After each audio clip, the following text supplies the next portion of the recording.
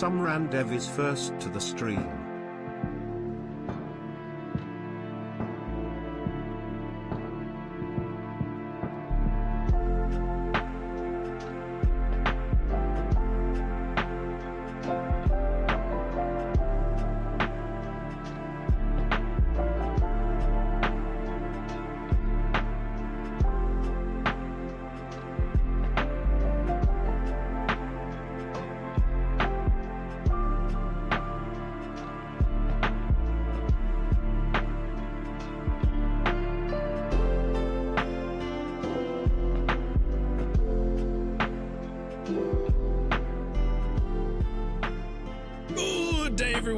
Welcome back to the stream.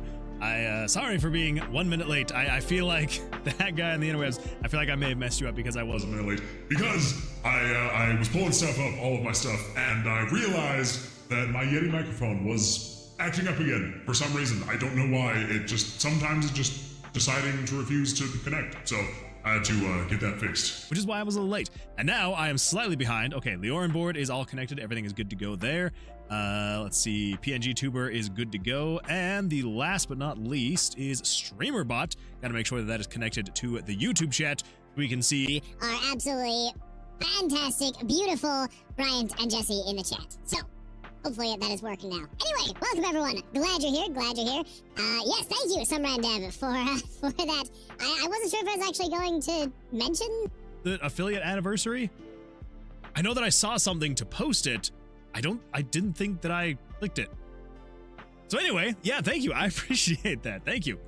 Let's see. I did it before you. Turned Moonman into a PNG. I'm a PNG. Look at me. Look at me, Mom. I'm a PNG. Loki, good evening. Glad you're here. Welcome, welcome. And let's see here. You forgot.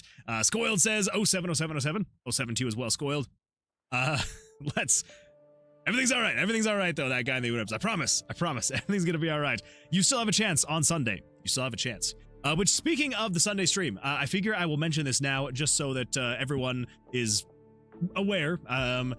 So Sunday, in case you live in a place where this does not happen, so there's this thing called daylight savings.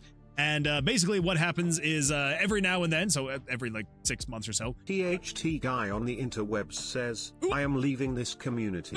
Goodbye, praise Radiance, and ban some RaZeR from using first. Never.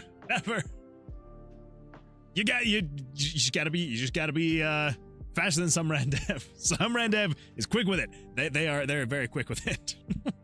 But anyway, yeah, so if you live in a place that does not recognize daylight savings, basically the way that it works is every 6 months, we either push our clocks an hour forward or we pull them back an hour. So this coming Sunday, we are actually we are springing ahead, right? Because it's spring. So we're moving forward an hour. So just if you actually I was gonna say I would tell you to make sure you set your clocks forward, but I feel like most people have clocks that already automatically set forward an hour. So probably don't have to worry about that. But anyway, the reason that I'm bringing all this up is because there's not necessarily going to be a change in the stream schedule if you live in a place that does I almost said celebrate that has daylight savings. But if you don't live in a place that has daylight savings, just keep in mind the stream is going to be an hour earlier than usual on Sunday. Well, no, Sunday will technically be the same. But going forward, it will be an hour earlier. But I may still do an hour earlier on Sunday, so it will be an hour earlier for everybody, just because it's on Sunday when it springs forward, and so usually I only get like 5 hours of sleep on Sunday nights, and that would mean I will only get 4. So I will probably start streaming at 7:30 my time, so an hour earlier. So right now this time, but an hour earlier. So whenever it is time for you, it'll just be an hour earlier from now. So anyway, figured I'd just get out of the way so everybody kind of has a rough idea that I will probably be streaming an hour early on Sunday because... The real Neshate just redeemed stretch. We're doing some stretching. But that way I will not miss out on all of my sleep on Sunday. So, yeah. Anyway, let's see here. Let's see how the real Nessie says, Bok, indeed. Fulling Axel, welcome. Glad you're here. Hopefully you're having an absolutely fantastic week so far. Galaxy says, happy affiliate anniversary. Thank you. I do appreciate it. Did it, like, post in the chat or something? Like, where is everybody seeing this? I do appreciate it, though. Thank you. Let's see. Click Like a Cat says, you got it. Woo. Indeed. Die, burn. Pat, better luck next time. No, SRD is the GOAT. We stand here. True. Let's see. It looks like we've got Seelick with a current stream streak of 3. That is absolutely fantastic. Thank you, Seelick. I appreciate that for streaking here in this stream. Remember, everybody, if you're going to streak anywhere, make sure to streak here in this stream. C4 Leg is gifted a whopping 45 subs to the community. Seelick, that is C4 Leg, that is very kind of you. Thank you for that. SRD is horrible. No. Absolutely not. Let's see. Say it louder for the people in the back. Wow, I love these voice edits. They're great, aren't they? They're absolutely fantastic. SRD made my daughter laugh and made chicken noises all day. That's true. Yeah. Some Randev. I played the sound effects that you sent on the Tuesday stream and played them for my wife, and my daughter also heard, and she came in, and so we played them for her, and she absolutely loved them. So yeah, your chicken noises are going to be famous here in this household. DHT guy on the int. Why did it cut it out? It cut it out. What? Why is Twitch doing this? Honestly, actually, Twitch may just be having weird issues today. I don't know if any of you heard, but Amazon had a few data centers hit by missiles earlier today. So I know that Amazon was having weird issues. I wonder if Twitch is having weird issues. I've dropped a few frames. So if you're ever on Twitch, let me know if things are going weird. And also, Jesse and Bryant, is YouTube okay? I hope the YouTube's okay. Yeah, I don't know what's going on, but like the replay button is grayed out. That guy on the interwebs, I would replay that usually if it stopped playing, but like I'm like clicking it. I don't know if you can hear. Like I'm clicking the replay button and nothing's good. YouTube is here. Okay, awesome, cool. Like nothing weird, no choppiness, I hope. I don't know. Very bizarre stuff. Let's see, Twitch prompted me and gave me that message. Oh, so apparently it's just doing it for everybody. All right, that's cool. It's an automated thing. Don't give me too much credit. I'm going to give you all the credit in the world. Let's see here. Yellow Jester says, you think you have free will, then you find yourself goblin sushi while watching stream. I mean, of all the things to be doing while watching stream, I would say goblin down some good old sushi is probably the best thing you could be doing. I said we stand SRD here. We stand?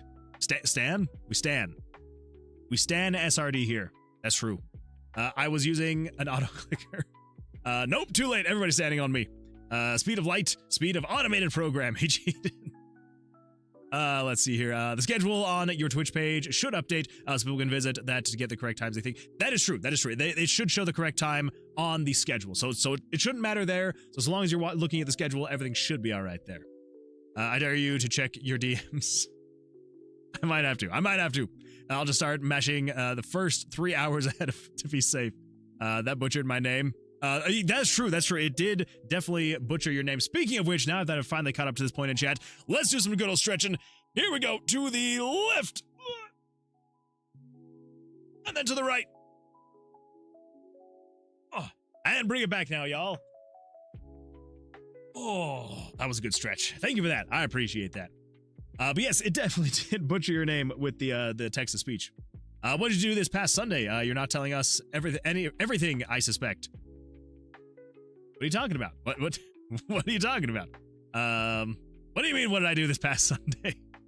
Axel says, hi, welcome, Axel. Glad you're here. I read the news. Yeah, crazy stuff. Text-to-speech is crap. It is a little rough. It is a little rough. Husband says, what? I see what you did there. My streak isn't working. I might have lost. No! I'm sorry.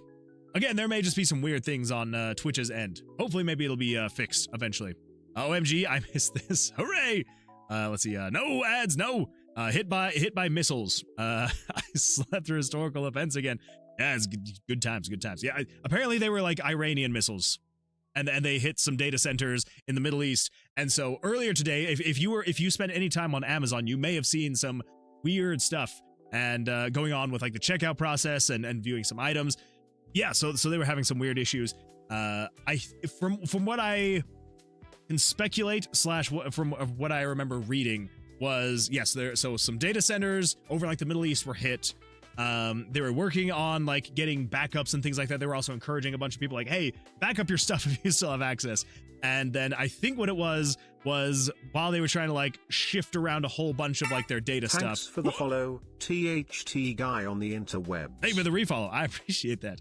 Yeah, so basically it sounds like their servers were just basically like overloaded today, and it may still be going on. They may still be a little bit overloaded, so that very well may be what's going on. So anyway, hopefully things will not be too bad though. I hope. Goblin Sushi, the game. Oh, that one. Oh, it's a good one. I like it. I didn't lose a streak. Good. I'm so glad. So yeah, I redid the sex speech. I did again. Ads stubbed me in the colon. So I think you were in the ads when I was trying. The replay button is just broken right now. Like every single like activity, like notification that I have currently, the replay button is grayed out on all of them. So I don't know what's going on. I don't know. But I'm very sorry. Yeah, I'm not quite sure what's going on there. Very bizarre stuff. Very bizarre. Let's see here. Jesse says, YouTube is here. I have not seen you chop even once. Good. I like not being choppy. And Brian says, did you settle on a game design? Yes, we did. So we're actually going to be jumping into that because I did a little bit of work between now and the last stream to try and get like a few things figured out. So yes, so for anyone who was not here on I guess Sunday and Tuesday, because I guess Sunday was mostly us trying to figure things out, and then Tuesday we did some work on it. So anyway, so if you were not here on Tuesday or Sunday, so basically we are going to be participating in the Bad Ideas Game Jam. So that is running for the rest of the month. I don't know if it's going to take us the whole month to do this. The game concept should be fairly simple, hopefully. But we'll see. Knowing how I work, it's probably going to take us the rest of the month, and it'll probably still be nothing like I'm hoping it'll be. But anyway, so basically the idea that we decided to go with is we're going chicken theme. We're going chicken theme for the game. Basically, the idea is it is going to be an idle game where you are managing chickens, and there's going to be it's like a idle pet care cozy game, essentially. I'll show you in just 2 seconds. But anyway, yeah, so that's kind of the idea of the game that we're going with. I guess I could pull it up here. So this is the rough concept design art stuff that I've made. So yeah, so basically you'll have like your chicken coop that you'll be managing. You'll have like the idle game stuff over here. We were also talking about different things that we could do in terms of like other just like little things to do, because like obviously again, like I said, there will be kind of like some like managing the coop over here. So you know, so like you'll be able to feed the chickens. They will poop occasionally, and so like you'll have to pick up the poop. So you know, little bits of poop will pop up every now and then. You got to go clean those up, and yeah, so you got to keep them happy, fed, and all that fun stuff to keep them at a level where they will be producing money. And then, you know, if you've played basically any idle game ever, you will, they'll just kind of be generating revenue over time. You'll unlock new chickens, unbox them, they'll generate more revenue, so on and so forth. But there will also be like a chicken breeding, essentially, kind of mechanic to it. Where, yeah, so basically, once you unlock certain types of chickens, you will then be able to start getting certain types of eggs. And then when you combine those eggs, you will unlock different colors of eggs. And then those eggs will provide bonuses. So think in terms of like, so basically with most idle games, there's like a prestige, essentially, where, so like once you hit a certain threshold, you can prestige, and then you would either get like some kind of multiplier or something like that. And basically the idea is going to be when you breed the chickens together, you like breed two different types of chickens. So like, so say for example, like this is just a white chicken right here, but maybe the next chicken is going to be like a red chicken, right? And then you would be able to probably I'm still trying to decide the exact details on how it would work, not how the breeding works, but how the breeding works. But anyway, so you would then put the two chickens into the chicken coop, and then they would breed, and then a pink egg would pop out because it's white and red, so you'd get pink. And yes, then basically you would then unlock the pink egg multiplier, essentially. So it could be things from increasing money production rates, speed, anything like that, right? And then once you prestige, so like you sell off your entire coop, you will then unlock a what was the name we decided on? I can't remember, because I know that I had thought of one, and now I can't remember what it was. Was it egg something? I can't remember. No, it was stars. Starbucks. It was going to be Starbucks. That's right, because you were going to get special bucks, and so it was going to be Starbucks. But I don't know. I'm still on the fence about that one. But anyway, so yeah, so you'd get like the special this special currency essentially, and then you would be able to use those to upgrade the multipliers later. So not only do you have to be like researching and breeding the chickens to get like different colored eggs, but then once you do that, you then need to actually spend like your prestige money to be able to then upgrade those even more to get even more money. It's essentially, it's one of those games where it's just like click button, get more money, upgrade thing, get even more money kind of a thing. So yeah, good times. So anyway, that is the rough general idea of the game we're going to be making, and it is going to be called Unboxed. You know, because like box, like bok. You get it. Anyway, so that is the rough idea of what we're going to be going with. Anyway, Egg Inc. OMG, it's Egg Inc. But with Moon aesthetics. Exactly. I have not played Moon. I have not played Egg Inc. in so long. That was a fun game. I like that game. This looks great, man. Thank you. I appreciate that. Chickens lay eggs. So they will. So originally the thought was, every time that the chicken. So yes, the chickens will be laying eggs as you, so when you upgrade the chickens, right, because you can upgrade the chickens to get them to produce more money and faster, they will have essentially these thresholds, right, like these level up thresholds. So once you've leveled them up like, okay, I guess that decided to just stop. There we go. Once you've leveled them up like say 10 times, this chicken would then lay an egg, and then you'd be able to click that egg. And then the kind of rough idea that we have right now is as they're laying eggs. So not only will you be like breeding the chickens to, you know, get like different colored eggs for upgrades, but we've also thought about maybe doing a mini game where you will be filling out orders of eggs. And so like not only do you need to be like breeding the chickens, upgrading the chickens, but then as you upgrade the chickens and they lay the eggs, there will be like orders you'll be able to fulfill. And so you'll be able to like, you know, drag and drop the eggs into the orders. And then once you fulfill that order, then you get something. I don't know yet. We're still trying to figure that one out. So we'll see. But anyway, that is the rough idea that we've got as of right now. So we've got some, I've got some stuff to kind of go over and just kind of show you what I was working on. So I have written a few JavaScript plugins to fix some of the issues we were having. So the number one issue that we had kind of brought up on the previous stream was how the layering issues is going to work, because since we're using RPG Maker and I don't want everything to be like grid based, because like obviously I could just use normal events, right, and the chickens could just be like kind of wandering around on like a grid based system, and I'm like yeah, we could do that, but I want it to look different than that, right? And so yes, we could also find a plugin to kind of reduce the reliance on the grid based system. But again, the way that I want to make the game, I wanted to make it with pictures. So I had to figure out how we were going to make it so that as chickens went behind other pictures, because basically the way that it works in RPG Maker, let me just show really quickly how RPG Maker works. So basically the way that it works is when you show a picture, let's say for example, if you were to show picture number 1, and that picture is just a quick canvas size, let's just cut that to 100 by 100, 150 by 100, sure, whatever, proceed. Okay, so let's say for example, if you wanted to show picture number 1, picture number 1 is just this this orange box right here, right? This is picture number 1. And then if you were to then show picture number 2, let's just say for example, it is now this blue box.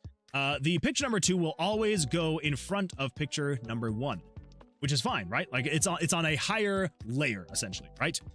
But if, let's say for example, if this is chicken number 1 and then this is chicken number 2, if chicken number 1 ever passes in front of chicken number 1, if it's walking like this, it's now going to look like the chicken is standing on top of chicken number 2 is going to look like it's standing on top of chicken number 1, which is not great. Like if it's going like this, like that's totally fine, right?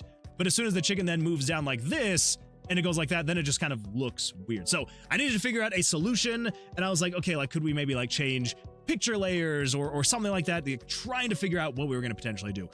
Eventually figured it out so basically I wrote a plugin called the Z Sort which basically it allows you to change the Z-axis of images based on the Y position on the screen. And then I also have it set up to only work within a specific range of pictures. So right now I just have it affecting image layers 11 through 31. So with that in mind, I am now able to do something like this, where it shows the images, and then as they move on the Y-axis, they then pass in front of and behind each other properly. So as soon as they switch past that, even just by 1 pixel, they then go in front of or behind. So that is something that I finally was able to get working. It was weird stuff, but yeah, finally got it working. So we now are going to be able to have chickens that can be like wandering around, and they will then be able to pass in front of each other without having to go in and be like, oh, we gotta switch the image layers and all that fun stuff. So because that's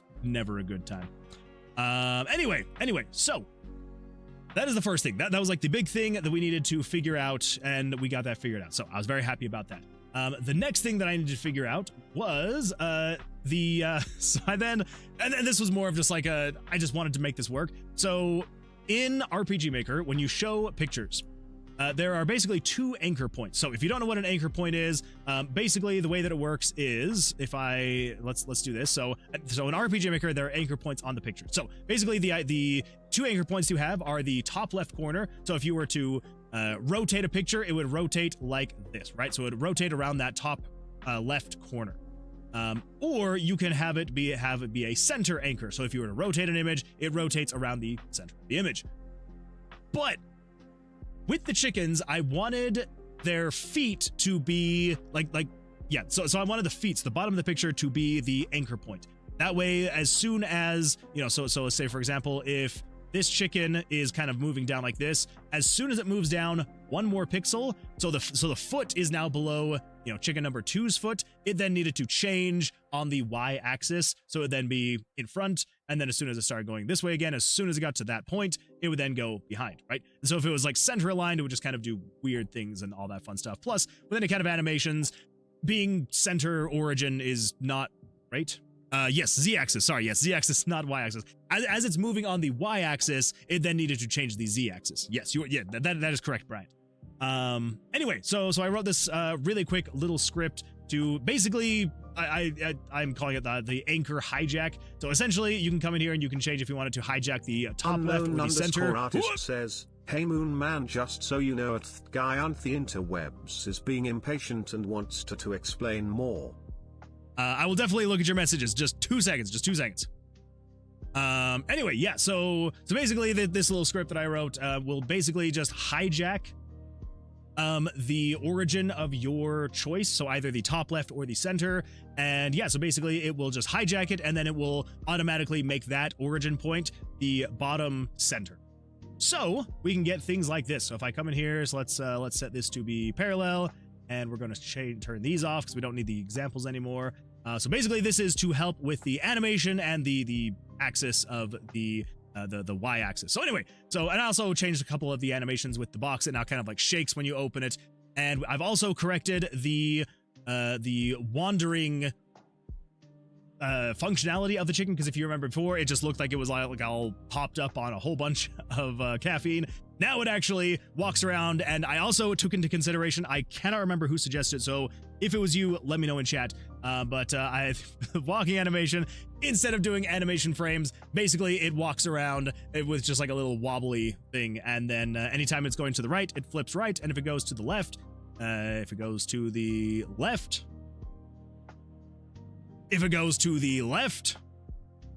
my gosh.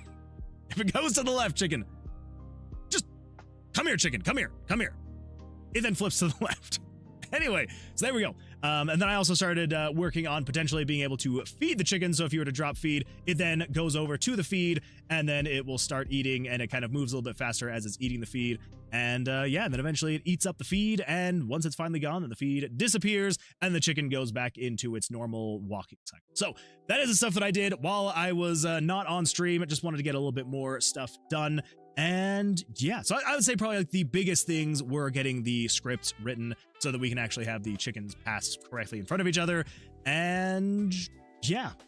So anyway, That should be good to go. So today, I think what we're going to be working on is getting the actual menu over here working. So basically, this menu over here is going to be where all like the idle stuff is happening. So if we come over here, and if you remember, so basically all the idle stuff is happening over here. So this is where you're going to be upgrading your chickens and all that fun stuff. So Summer and Dev, I may have some questions for you, mostly just because what I need to do is I need to make it so you can actually drag this menu. So if I come over here to the UI and then we grab the list, basically what I'm going to have to be able to do is I need to be able to drag this up and down, which means I'm going to need HUD elements dragging up and down in correspondence with where this picture is. So I may be asking for some help if I cannot get that figured out. So anyway, okay, cool. Well, that is what we got. Now I'm going to catch up on chat, and then I'm going to be jumping in. We're going to be taking care of some stuff. So, let's see here. Let us see. Where am I at? Let's see. I believe I did say hello to Fairly. I'm glad you're here, Fairly. If I did not, thank you for being here.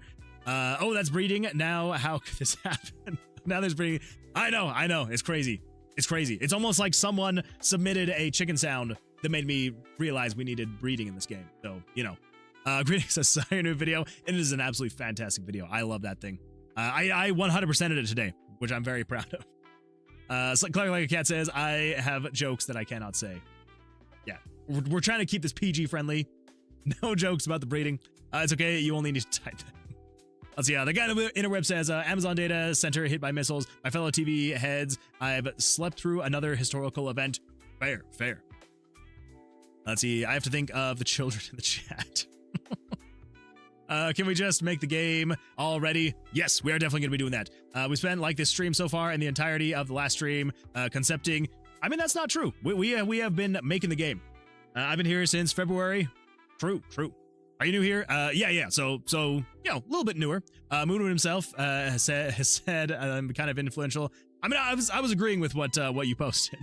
I'm just a little annoyed. Like we already have the concept. I mean, that's true, but there are new people here. So, you know, if you're not a fan of it, you know, totally understandable. And, you know, if you want to go get some stuff or whatever while I'm explaining stuff, totally understandable. But yeah, I don't want to leave other people in the dark. And this is definitely one of those streams that, like, you know, we're obviously going to have some, like, newer people coming in. So, you know, gotta explain it. So if that's not your speed, totally understandable.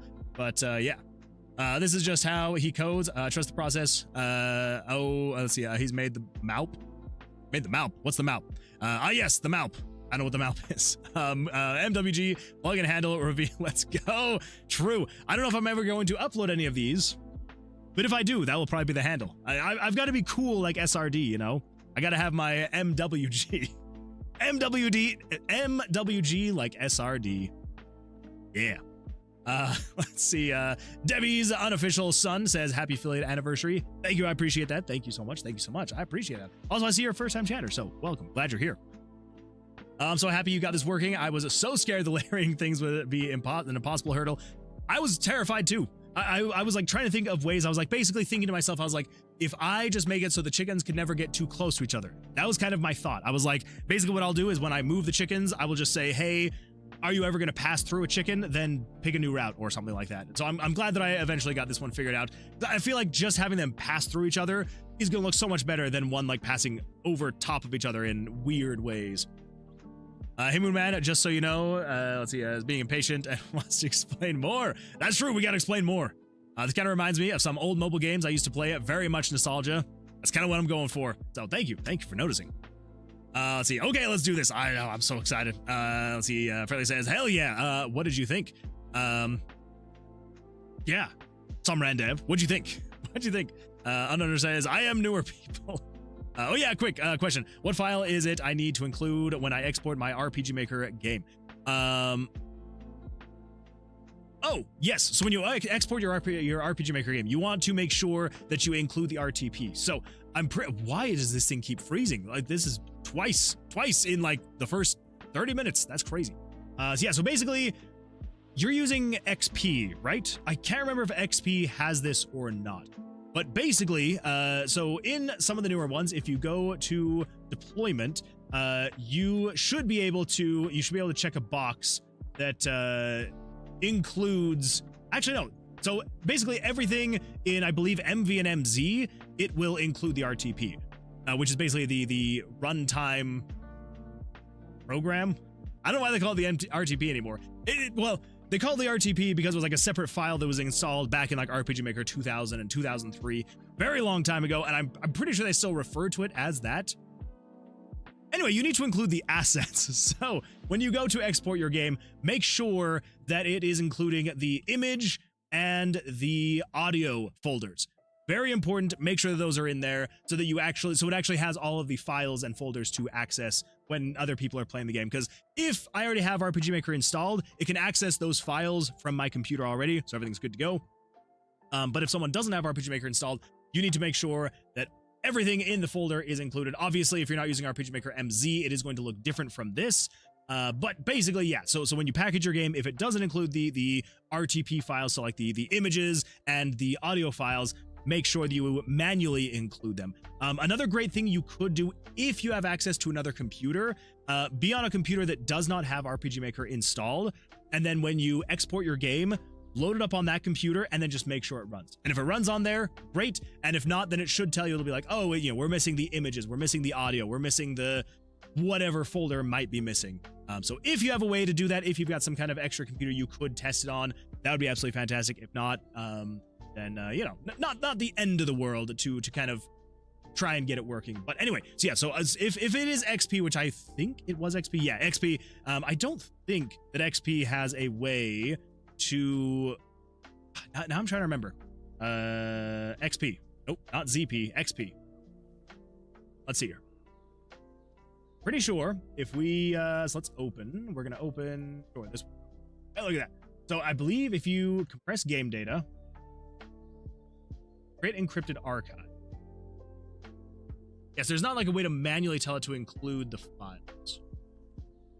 Yeah, I'd say, you know, just do that, and then if you open up the game, like if you open up the exported folder, and if it's saying that it's only like 2 megabytes, then chances are probably didn't export the audio and the graphics, and so you'll just need to manually go in and grab it. So, yeah. Let's see here. Let's see, okay, let's do this. Newer. Oh yeah. Quick question. Let's see. Yeah, XP. It does not have that. Yeah. I'm honestly trying to remember what it is. Maybe even if try experimenting with doing encrypt game files and see if maybe it does include them if you check that box. So yeah, Devious only says, forgot for a sec that you were working on this chicken game and thought this was a thing for Tomb of Versilius. Yeah, that would be a little bit confusing. It's like, hey, when you're done exploring this deep, dark dungeon, come outside where it's nice and green and lush. Beautiful stuff. I like the part where you recorded the sound effects from real marbles. Very good times. Also, happy anniversary. Thank you, Devious Homie. I appreciate that. Is graphics folder the same as images? So if I remember right, so let me check on this really quickly. So if I go to Documents, RPG Maker XP, Project 1. Okay.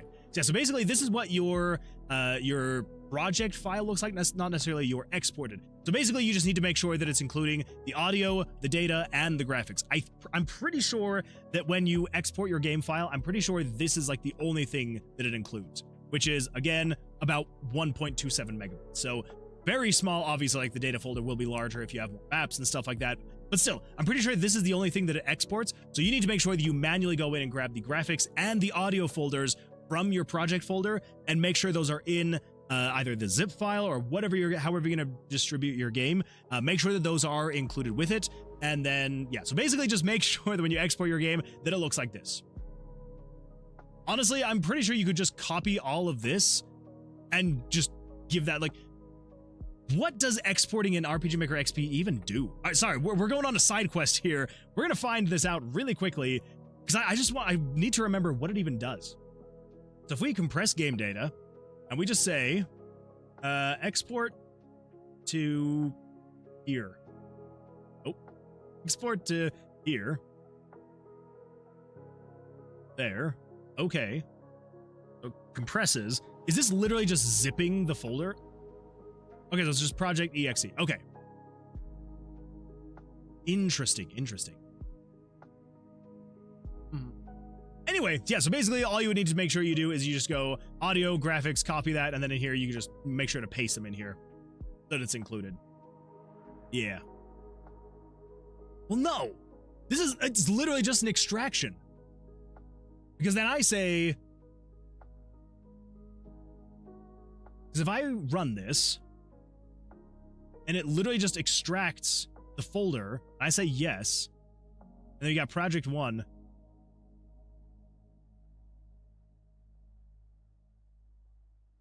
Is that actually literally all it does? I'd forgotten about that. Okay, yeah, exporting your game in RPG Maker XP is stupid. Don't do it. It's not worth it. Literally all you have to do when you want to distribute your game, just grab all of this and you can just uninclude the RPG Maker XP project. Just don't include that one because like other people don't need it. And you can literally just come in here and just right click and be like compress and just save it as like a zip file or a 7-zip or something like that. And then you can distribute it that way. Like it literally just compresses the main things, but excludes the audio and the graphics. So yeah, if you're using RPG Maker XP, just don't even use the compressed game data built-in functionality to XP. Just grab all of this, deselect the project, and you know, obviously like the new folder wouldn't be here. Yeah, so basically just grab all of this and then just deselect the project, and then you can zip that, and then that's how you would then ship it off. So yeah, if your game is less than, oh, apparently I don't even have any graphics or data. Wait, really? Oh my gosh, I forgot they do.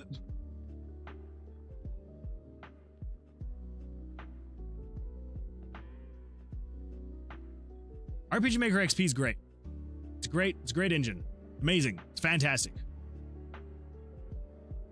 All of this stuff is here, and yet, is it literally just pulling from? Is this just custom stuff? Like it doesn't actually have the files in here. That's dumb. Huh. Okay, yeah, so basically what you need to do is if you are exporting an XP project, go to where RPG Maker is installed and make sure that you include all of the audio and graphics that are in the game. Yeah. What if, all right, sorry, just one last little bit of this side quest and then we're going to move on. What if, well, no, because it's not actually in there. What if we compress game data and then create encrypted sync? And then over here we go to new folder and we copy that and then we paste that there. Okay. I'm guessing, yeah, still 1.304 kilobytes. And it still doesn't include anything that it needs. That's dumb. That's real dumb. Okay, well, yeah, so just make sure that whatever you use in the game, include it in your install file too. Yeah, you may have to go to where RPG Maker XP is installed, and you may have to grab the graphics and the data, like the graphics and the audio files from that directory, but then you should be good to go. So, yeah, good times. RPG Maker XP, absolutely fantastic stuff. Love it. Okay, let's see here. Yeah, so also happy anniversary. I do appreciate that. The graphics full of the same as images. Victor Gaming Zombie says, happy affiliate anniversary. Thank you. I do appreciate that. Thank you. Thank you. Might also work by creating a new user on your PC if you don't have another computer. True. You may also just be able to create a new user on your PC. That also could work. Keeps failing to compress game data. Gotta work, never mind. So everything but the .rx prod. Yeah. You don't need to include that, but yeah, very bizarre stuff that like it's not actually, and maybe that was just the project that I created. Maybe there's no audio and graphics in that folder, but very bizarre stuff. So you do want to make sure those folders are not empty. Let's see here. Let's see. X prop and play. SX says, I'm making a 2D MMORPG thingy.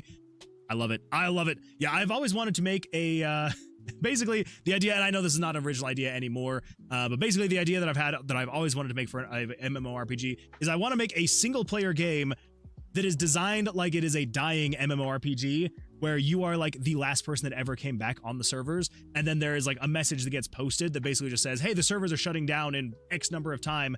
And basically everyone in the game is like, where have all the heroes gone? Like everyone has just like, there's been no heroes. Like, I guess everyone just assumed that like the big bad got defeated, but he wasn't actually defeated, but like there's no heroes left to fight him. Like, we need you, like you are the last hero that has ever come back to this realm. Like, we need you to please go save us before the destruction of the world, basically. So yeah, I've always wanted to make something like that. But hey, a 2D MMORPG, I would play the crap out of that. That'd be so much fun. So yeah, almost out of ads. Let's see. Victory My Zombies on a 3-stream streak. Thank you so much for being here for 3 streams in a row. I appreciate that. Thank you for streaking here in this stream. Remember, everybody, if you're going to streak anywhere, make sure to streak here in the stream. I do appreciate that. Unrunner says, okay, I did it. I hope it works. I posted an art. Wait, that's a hype idea. Please make that. Sounds so hype. Yeah, I'm gonna have to go check out that project. And yeah, maybe one of these days I will actually make that. I don't know. I think it'd be a lot of fun to like have like all of like the MMO tropes, but as a single player game. And then like the NPCs are like self-aware because they're just like, this place used to be swarming with heroes, like so many people coming by wanting to do the exact, like, you know, you'd have like the typical, like, you know, person like, my basement was always clear of rats. People are always here ready to help me with my rat problem. And now no one has come by. And there's so many rats in my basement. I think it would just be a lot of fun to have like all those MMO tropes in a single player game that is kind of just like lighthearted with it and like kind of like very on the nose kind of stuff. Anyway, let's see. It always amazes me that you can make a game into real. I mean, you can actually. Wait. I mean that you actually making progress of project. Respect. Thank you, Squad. I appreciate that. Thank you. We'll see if I can actually make progress on this one. We'll see. Let's see here. Over on YouTube, let's see. I love Unboxed and the logo. Thank you. I appreciate that. Do you dare I say put all your eggs into one basket? True. Yeah, darn floating RBG chicken ghosts. They're the worst. Let's see, Z-axis, you mean? Yes. Dude, this is fantastic. Thank you. I do appreciate that. Yes, the RTP. RT package. That's what it was. The runtime package. Now I'm remembering. I don't know what RT is anymore. Did you ever read my message on the Discord? I saw it as a preview on my phone. This week has been an absolute nightmare. But tomorrow I'm going to be reading your messages, so I will finally be caught up. I promise it's going to happen. Every day I don't even making game progress. I mean, hey, sometimes you do, sometimes you don't. But as long as you're like making little bits of progress here and there, honestly, that's what's going to matter in the long run. Because yeah, like you can't run a marathon with one step. It's a whole bunch of little steps that finally get to the end. So as long as you're taking those little steps, you'll eventually get to the end one day. I love making games, but I'm really bad at staying on one project. I really hope that this time it's different. Yeah, same. I have been that way my whole life, so do not worry. It is a thing that everybody struggles with, I feel like. So, all right, everybody, let's jump in here. Let's start doing some stuff because, yeah, we got a lot to do and not much time. Not a whole lot of time. So, we're going to be working on the UI again, like I said, today. And yes, let's see what we can get done. So, we need some graphics.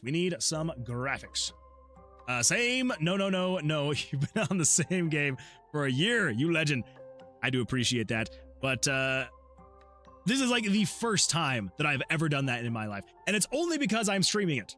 If I wasn't streaming it, I feel like I probably would have moved on months ago. So when I say months ago, I probably mean like over a year ago. But yeah, thank you all for keeping me accountable. I do appreciate that. Give me your powers. It is the power of water. Water is what gives me my powers. And nerd clusters. Nerd clusters also give me my power. So have those and you will also have the same powers as Moonwood. How to win a marathon in one step. Step 1, reach the finish line. Reach. That is the one step you need to get to the end of the marathon. I feel like the main reason that I can't stay on one project is overscoping my own ability. I mean, that is also fair as well. I feel like with a lot of creative people, though, one of the biggest challenges is just trying to... Here's the thing. When you start working on one idea, and then you have another, it is very difficult to not want to jump into that next one, right? Like, I have that all the time, where like there's all these different ideas that I'm like, ooh, what about this one? What about this one? And so, yeah. So it's a struggle. Yeah, trust me, I get it. But like, here's the thing. I did that for 25 years, right? Where I was just going from one project to the next, never getting to the end of them. It wasn't literally, like, it literally was not until like a little over a year ago that I finally was like, I'm going to stick to this one. This is the one I'm going to finish. I say as I'm in here doing a game jam, which is another project. But ignore all that. That's not what we're here for. Nerd clusters were the answer the whole time. Exactly. They were the answer the whole time. Sorry. I just need to check my phone really quickly. I have a text.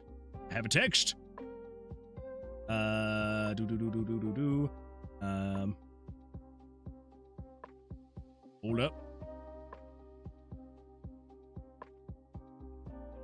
Okay, all right. So, yeah, so let's get this UI stuff working, shall we? Grabbing next grocery run. Good, you should. And I am even stuck at making story.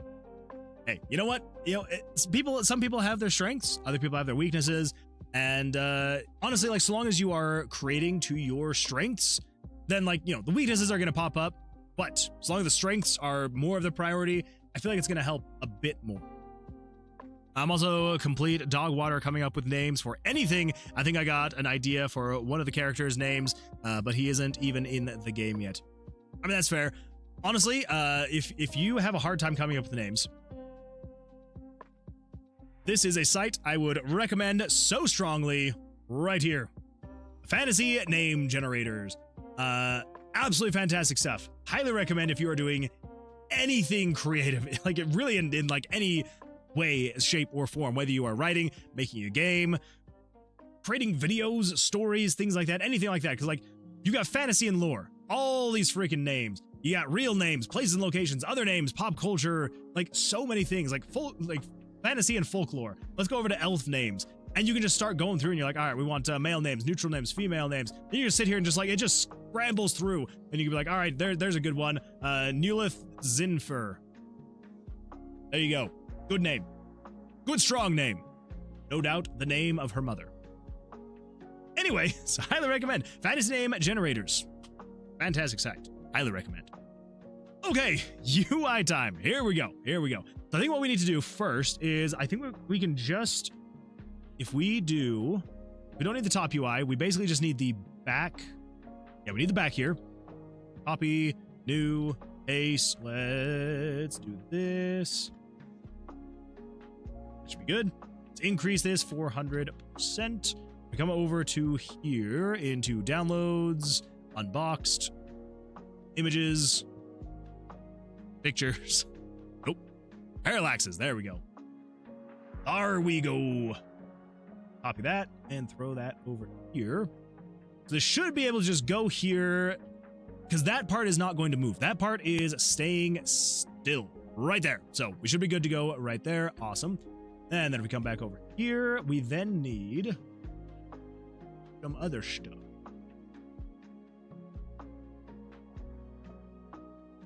List.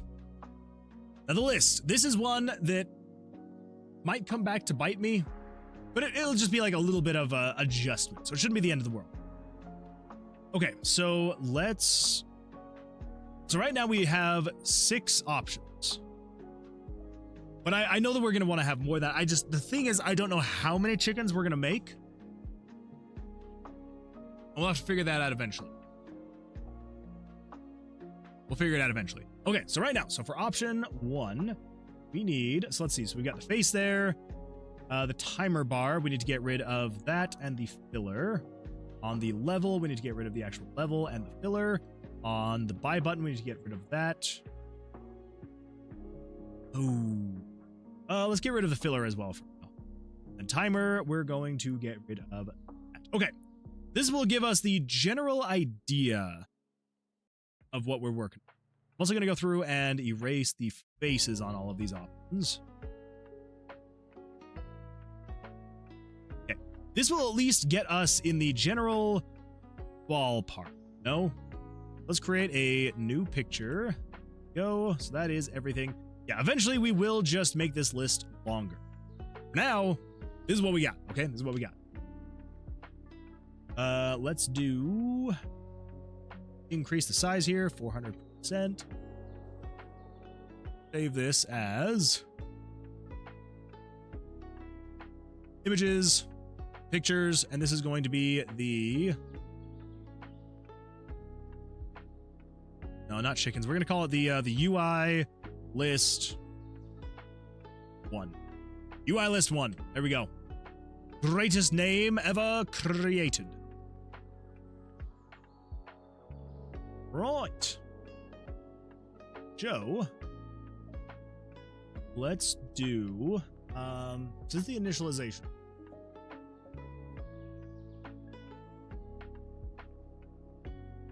Let's say the UI is going to show on image number like 1, 190? You do 190?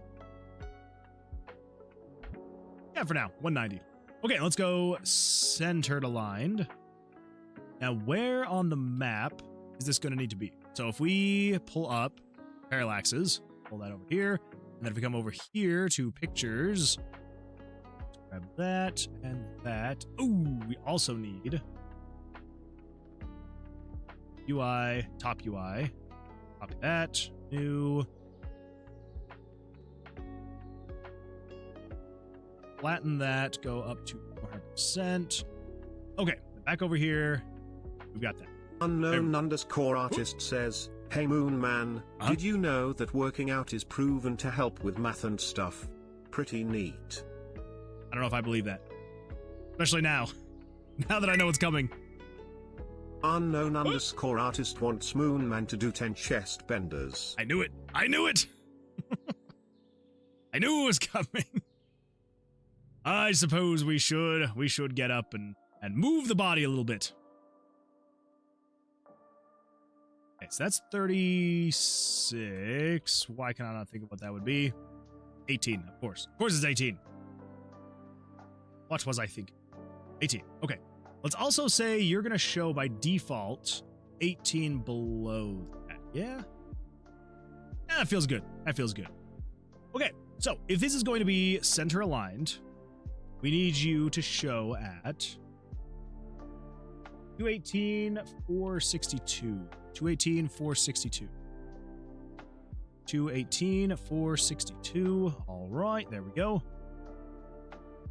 Cool. Now, if we come in here, should see a thing right there. Awesome. That's what we want to see. All right, let's do some chest benders, everybody. Let's do chest benders, and then we're going to get back to it. Yeah, let's go. Let's go. Let's crank the jams. All right.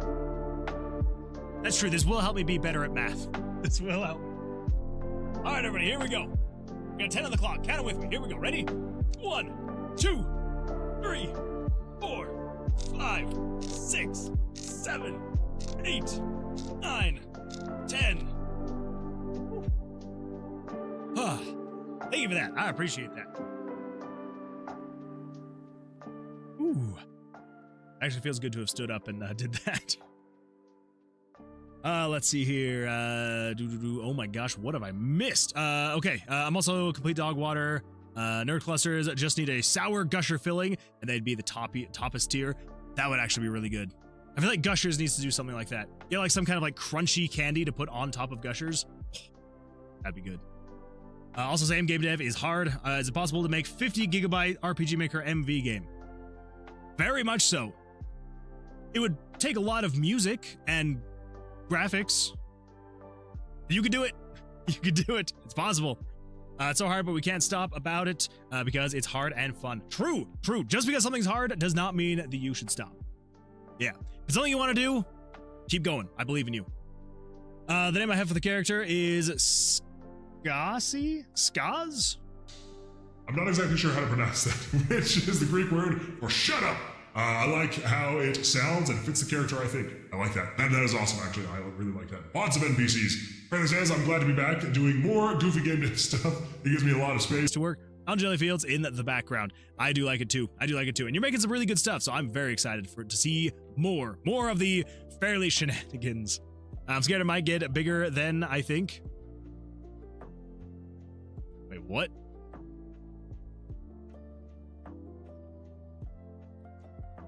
Lots of NPCs. Well, honestly, like the fastest way your RPG Maker game is going to grow is with music. Because like you can go absolutely wild with, you know, NPCs and maps and things like that. Like, because here's the thing, all right? So if I were to create a new map, right, and I just leave it at the default size of 17 by 13. Here we go. There's map number 2.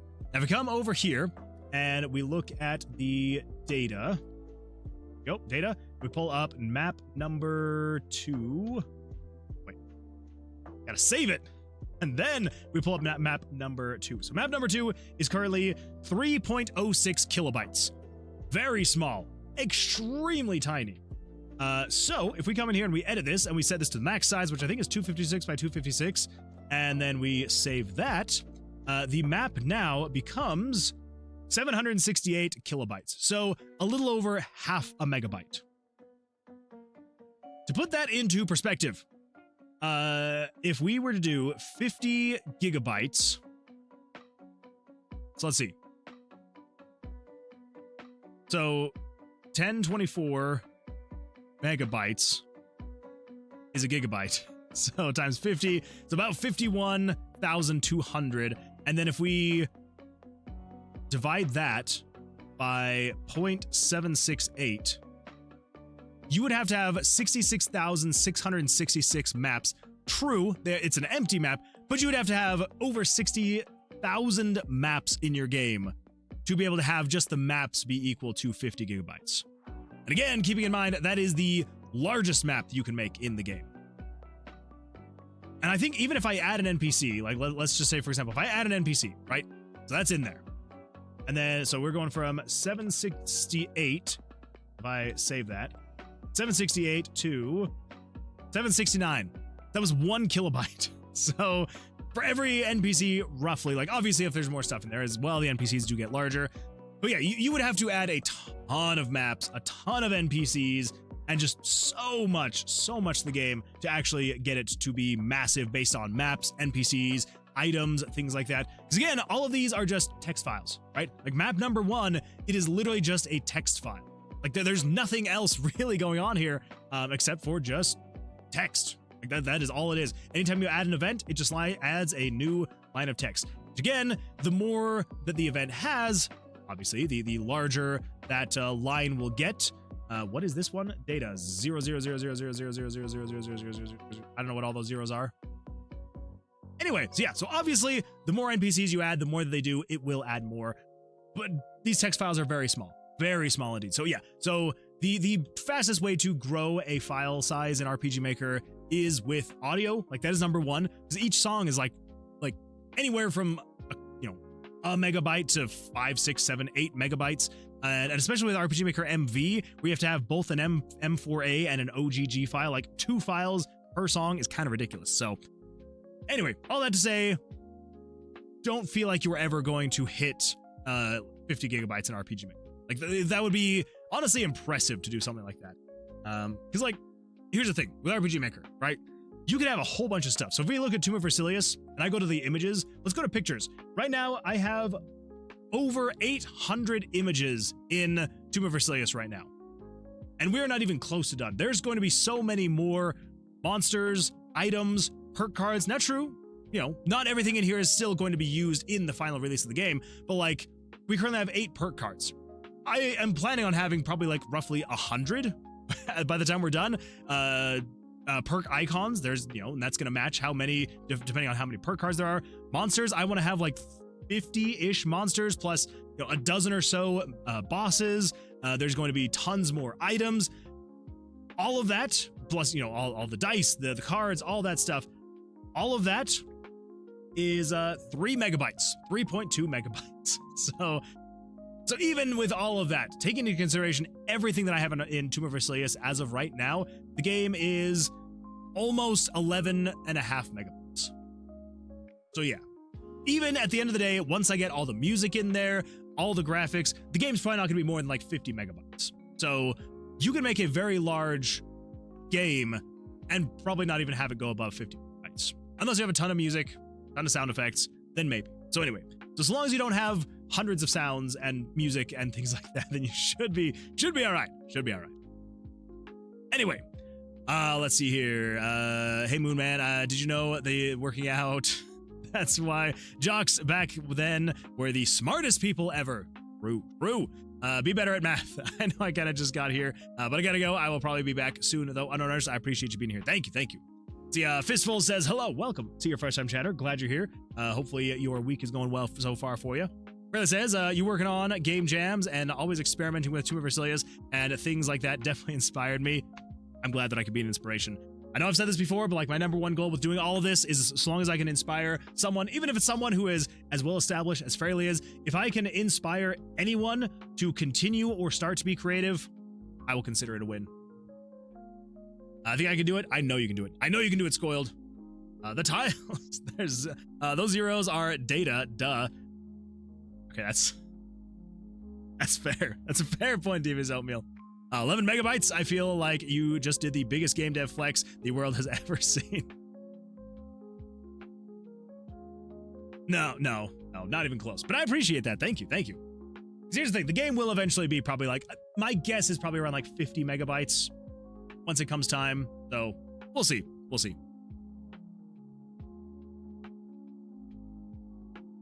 All right, let's get this thing going, shall we? So next up, we want to go to common events. And I think I almost kind of want to do all of this game in common events. Just because, like, it'd be kind of fun, right? Just have, like, almost literally everything in a common event.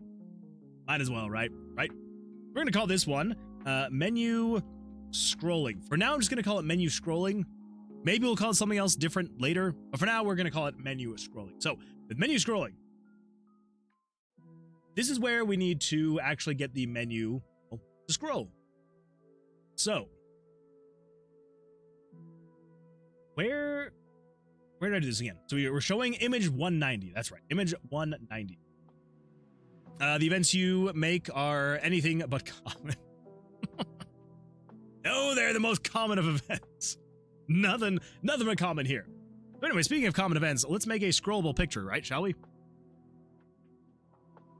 Coda says, hello, welcome to Coda. Glad you're here. Hopefully you're having an absolutely fantastic week so far. Okay, so here's what we need to do. So basically we need to say, just because I'm lazy and I like to just copy code, let's just grab that. We're going to say, wait, we need two things. So first of all, we need to say conditional branch, script there. And then we also need to grab spawning one, opening box. This is what we need, right? Yes, this is what we need. Okay, so first of all, we need to say conditional branch. If b.mousex is greater than or equal to, we're going to go based off of like actual coordinates, not going off of the picture. Yeah, that would make the most sense. Okay. This is upscaled? Yes. So basically the first X is going to be 0. No. We're going to say starting right down here. 64. Well, 64 is the Y. Yes. So the X is 0. And then if Y is greater than, you are greater than or equal to 64. And if X is less than or equal to... Sometimes these little boxes are so annoying. All right, so then let's go to the edge over here, and we're just going to go to, like, here. I think that'll be good. 436. You, and then you are 436. Oh, crap. Okay, we're fine. And if you are less than or equal to, we probably just want to go all the way to the bottom. Yeah, so just 720. 720. Okay, that will basically just say, so long as you are within this box, then you can scroll. And so long as touch input is pressed.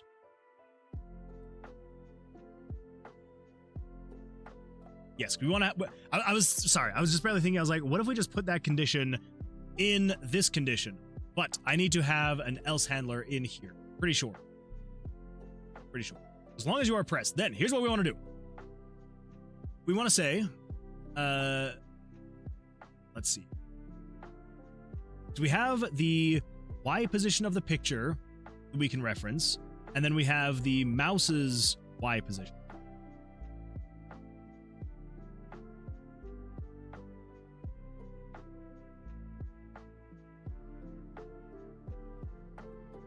So we need to say,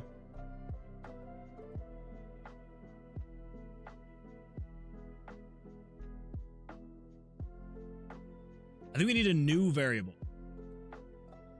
So we need menu scroll Y.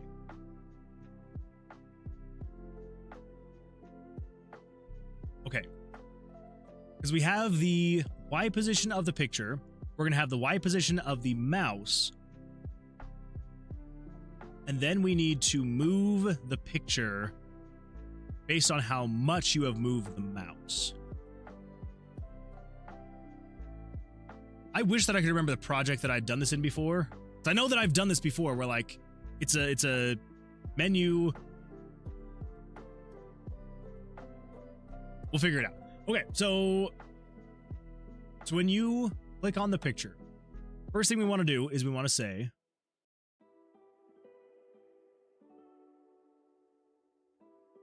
hold up. There we go. I think, could we use the same logic in here? Let's see here.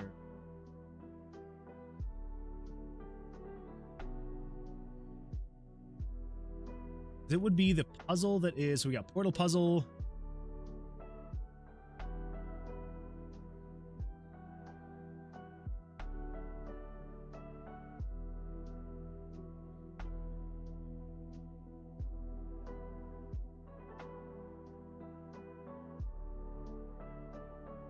We're saying set a variable to be equal the picture. Okay, all right. So we're just saying a new variable is going to equal the touch input. Another variable equals the touch input Y minus the picture's X and Y. This is dealing with the rotation of it. Then start mouse angle, start pick angle.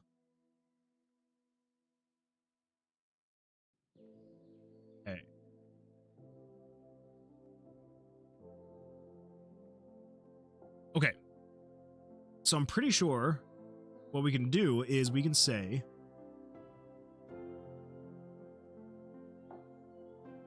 let's rotating the dial, rotating the picture.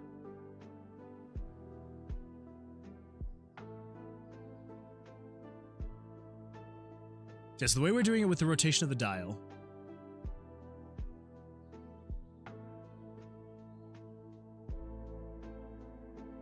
I don't know why my brain is like not wrapping around this. I've never seen you contemplate so hard. I know for some reason I'm just like,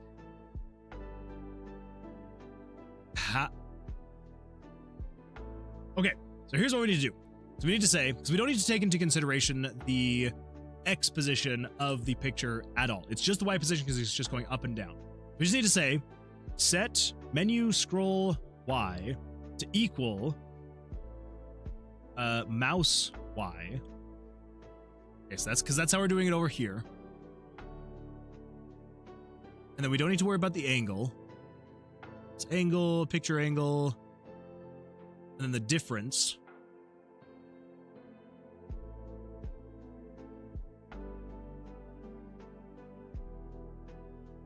So I think, I don't know if this is going to be the case, but I think what we would then do is we would then say, where there's a move picture. We could then say, move picture, 190, 1. Move the X to be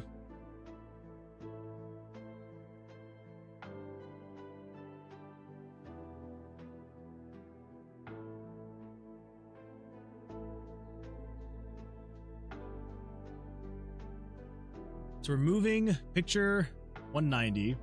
We're going to set the X to be game screen dot picture 190. So we're setting it to be where its current X position is. And then the Y position, we want to say set it to current picture's Y position.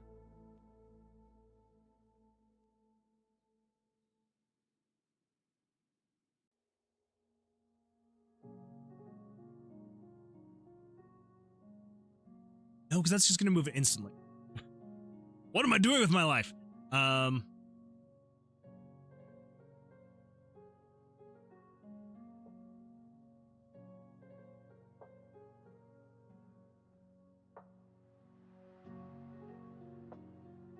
Yeah, because basically, from what...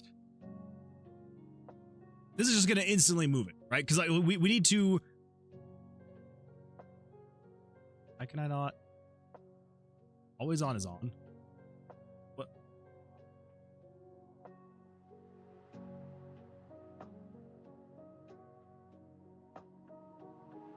Maybe I just have that wrong. Maybe let's get this figured out first. This is picture 190, right? Show 190. Oh! I'm hearing the animals in my walls again, so I guess we both having struggles right now. I think so. I think we're both having struggles. Okay, so if I move my cursor around, it is going to have the actual Y position of that. So I think what we want to do, so if we say set this to be equal to v dot mouse y, because that's just going to snap it instantly.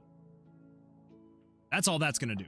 It's just going to snap it to the center point of where that is, like, which is not exactly what we want to do, because then anytime you try to like scroll here, it then just like snaps.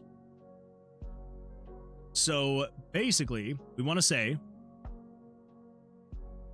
set it to be equal to the Y position of the picture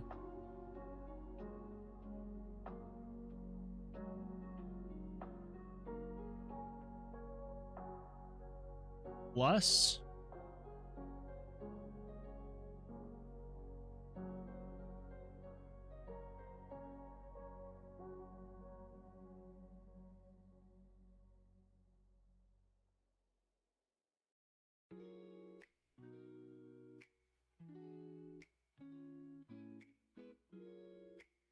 that's not going to give us a difference.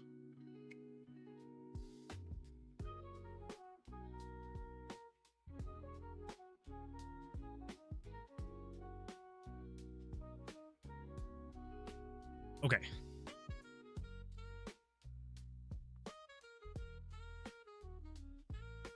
Maybe this is the wrong thing that I should be referencing. I did this with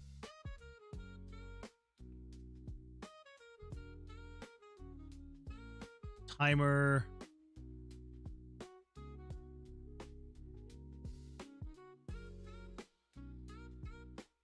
What is this one? Okay.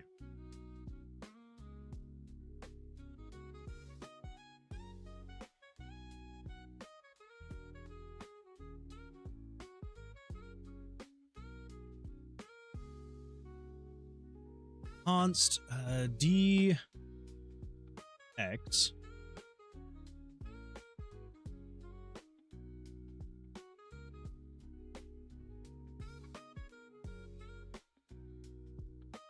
it's all just rotation.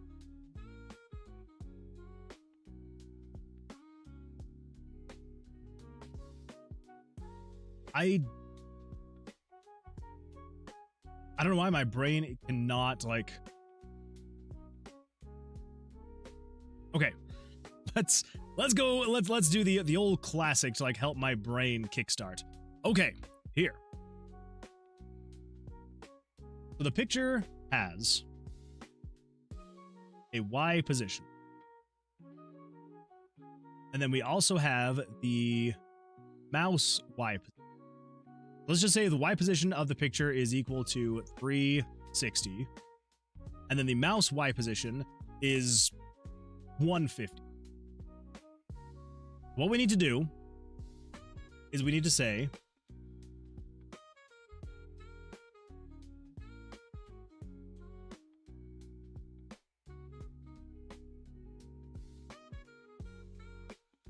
this is not helping. So if we were to say we need to be able to take this number,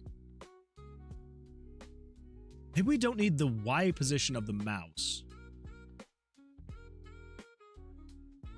We need a new variable, which is the new Y variable, and it is going to start at 0.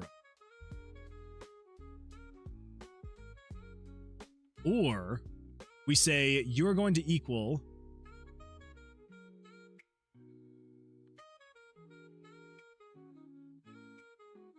0 minus the my.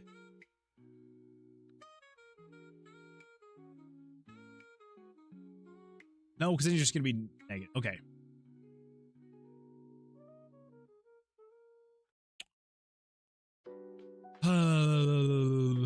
All right. I think the first time that I did this, what did I Google?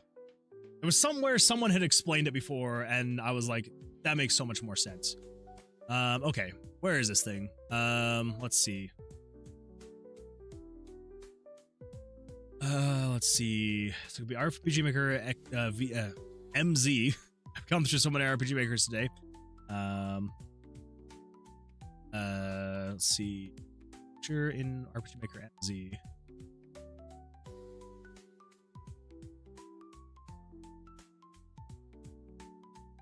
Okay.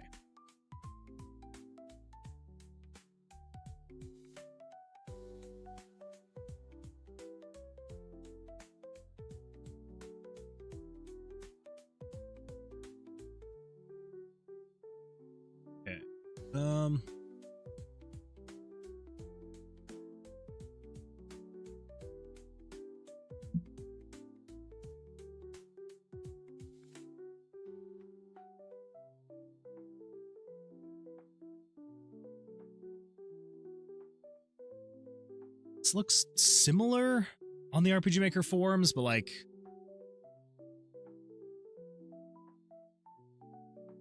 oh, because that's literally just telling me the exact same thing that I already have going right now, which is basically, yeah, it's just saying like, oh yeah, to make a picture draggable, just get the position of the mouse, and you can drag it. And it's like, no, like yes, technically, yes, you can have a draggable picture like that. Like okay, so this is not the right one then. This is not the right one. Let's see.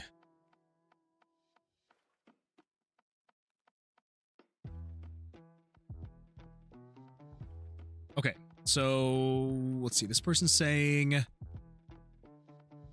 so you need a variable. Okay, all right. This one might actually be it. Okay, so yes, we need a variable, which we have, which is basically like the offset variable. So menu scroll Y. So this needs to equal the mouse input. Okay. Oh, wait. Okay, so this needs to equal v dot mouse type mouse Y, and then we need to minus the game screen dot picture 190.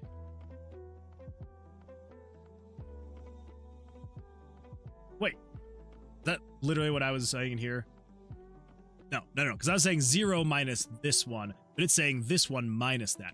Okay, yeah, so set that variable to be the mouse's position minus the game screen dot picture 190 dot underscore Y position.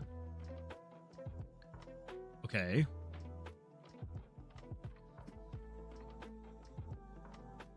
Okay. So once you have this, then it's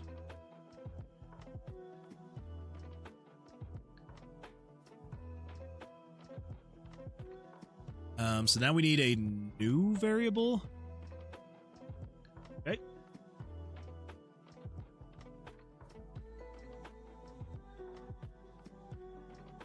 So we need to put this out here, and then if pressed, we then need to say new variable called scroll new Y. Scroll new Y. This is going to equal essentially the same thing, except for we need you to equal mouse by minus the original variable. So that would be minus b dot menu scroll, and then we would show the picture at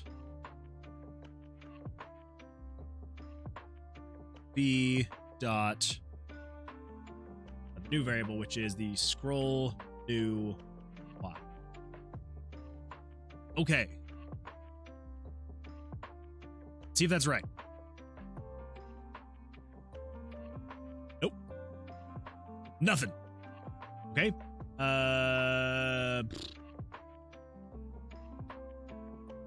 As long as you're in there.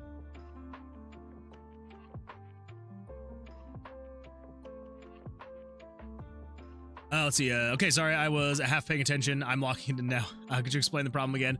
No, you're good. You're good. Yeah. So basically, So I need to get the current position of the picture. So picture image layer 190. So I need to get the Y position of that picture. And I need to have the Y position of the mouse, which, obviously I already have that one. And then as you click and drag, it needs to add the difference in position based on how far you've moved the mouse.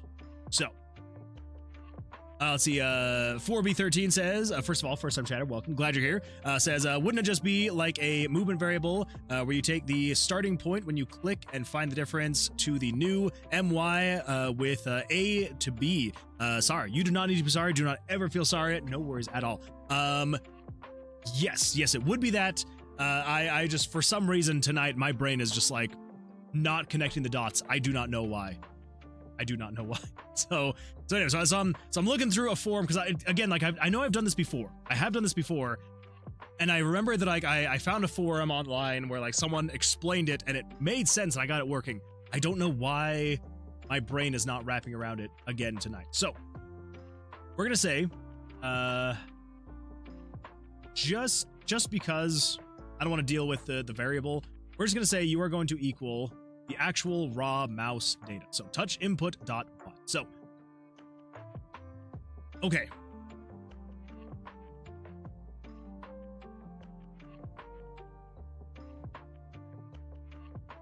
Yeah, let me just make sure I have this right. So we have a variable. We're gonna say variable number 7.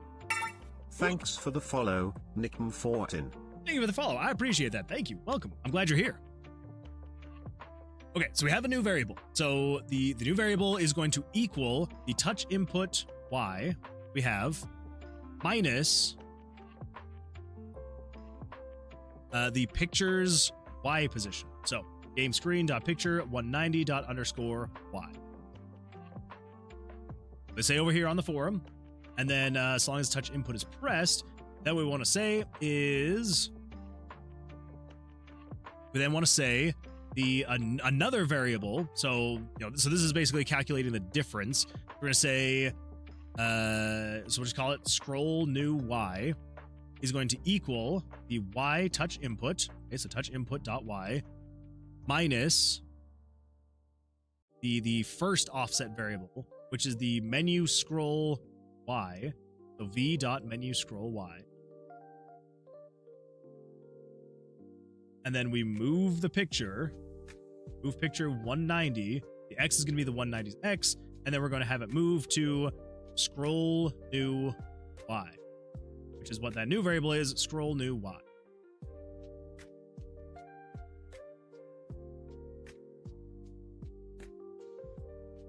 Oh, wait, we need to do heated,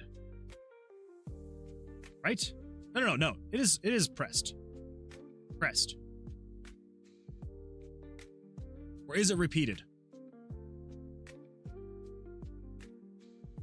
That might be the problem.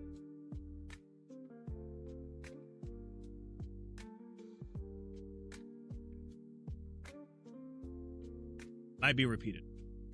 No, because pressed was working. Never mind. Okay.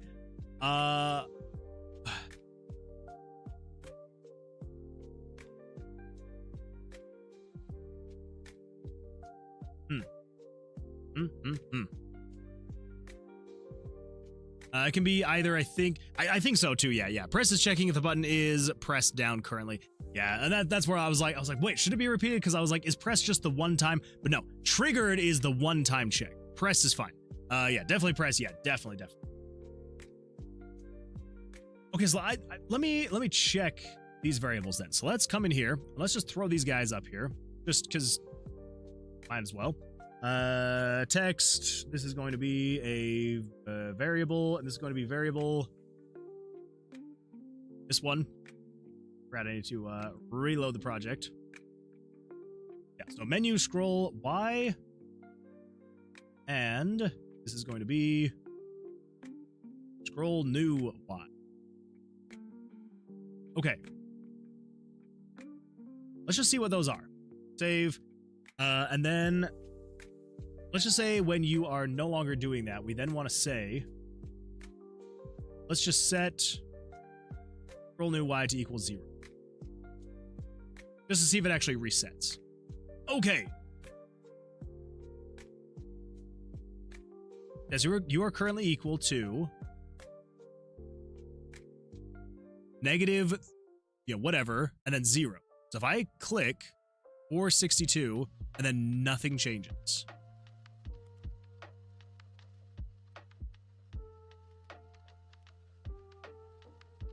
Is 462 currently where the picture is? Going at 462. Okay. So it's just grabbing the actual Y position of the picture. Y. You should be equal to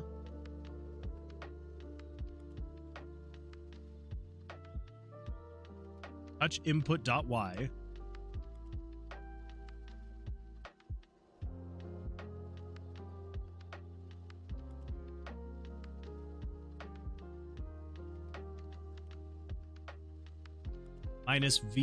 minus the variable menu scroll Y. I guess that would we'll see. Okay, so you're basically saying so variable so the variable that's currently equal to 378, and then you're saying plus, are we adding or subtracting? Subtracting.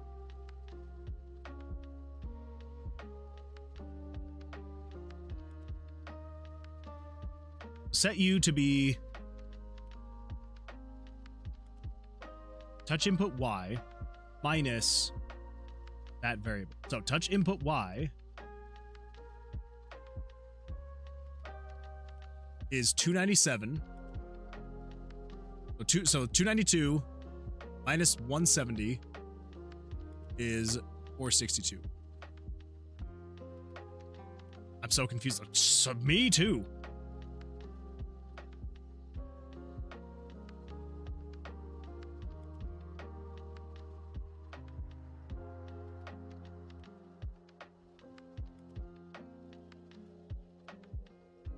The issue here? Okay, what is the first thing that it is saying? All right, so we need to define a variable. So the first variable is the first offset. So offset Y. I'll just do everything literally exactly as it says. So offset Y. So offset Y should equal touch input Y minus the picture's Y position, which is game screen.picture 190._Y. Okay.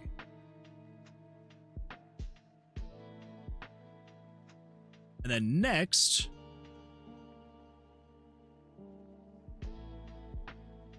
we want to say there should be a new variable, which they've said to call new Y. We'll just call it new Y. So new Y should now equal the offset Y. So this is going to be touch input dot Y minus the variable offset Y. Okay. And then show the picture at variable new Y. But it's not even the issue with the showing the moving the picture. Oh wait. Sorry, you did not see anything that I just did because I still had that open. That's still just equaling the current position. It's because I need to have this in here? Is it because as soon as I am... Nope, still just 462. Okay.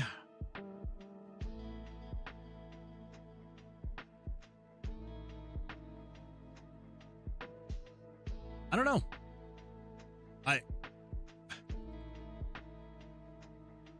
And then there's like 3 responses and everyone's like, this worked perfectly, thank you. I'm like, what am I doing wrong? What are the 2 variables being displayed? So, yes. So these variables here. So basically, this variable right here is taking the current Y position of the mouse minus the Y position of the picture. Yeah. So if I'm right here, this is centered to where the picture's center point is. So as soon as I start going up at all, it's now going to the negatives because I'm now going minus that. And then the second variable should be that offset number minus the mouse's position.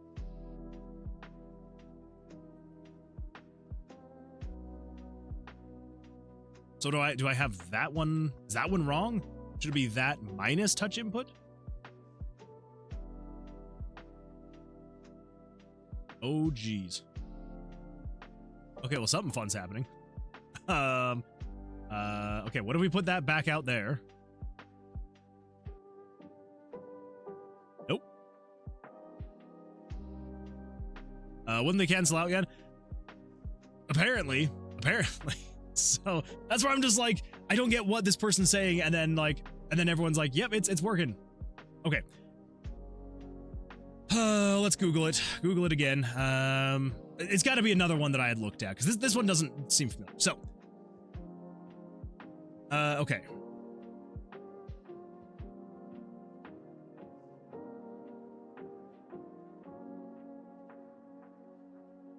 All right.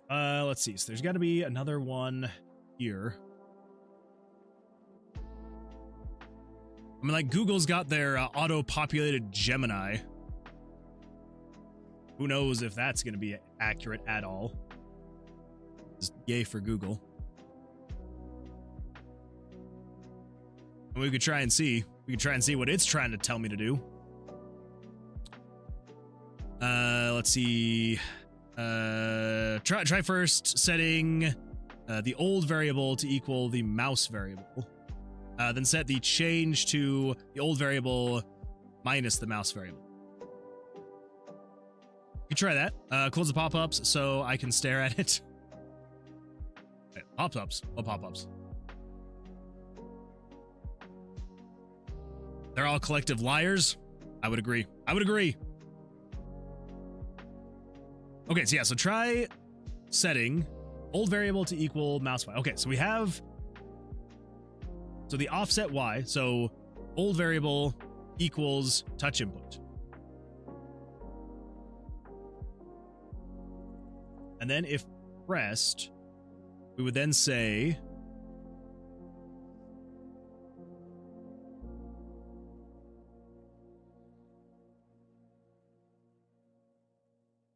the old input minus the mouse Y.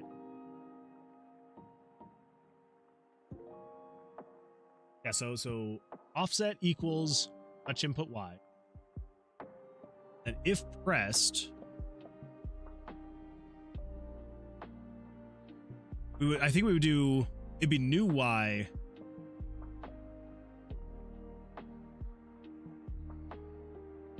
Wait. No.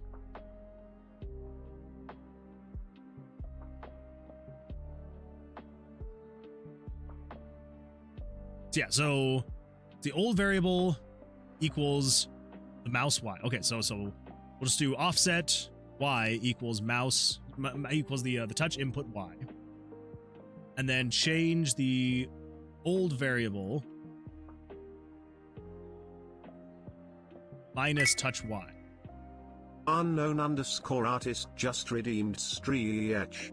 Let's see what happens. It's not going to be moving the picture, but who knows? Oh dear. Yeah, so it just sets it, yeah, because it just kind of cancels out.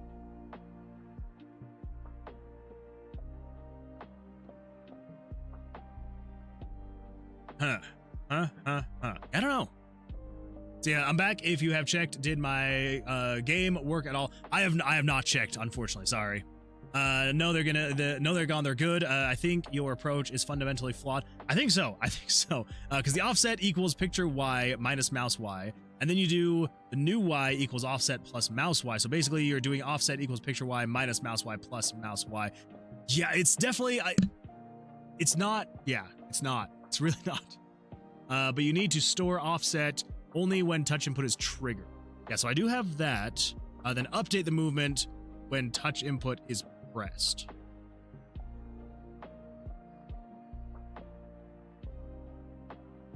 So do we need to say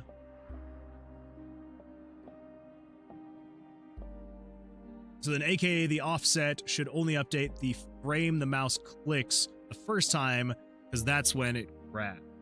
True. Yeah, so I think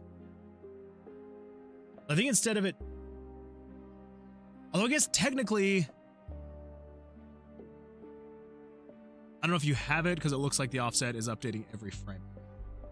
Well, so I could change that, but I think what we could do, I could set up like that.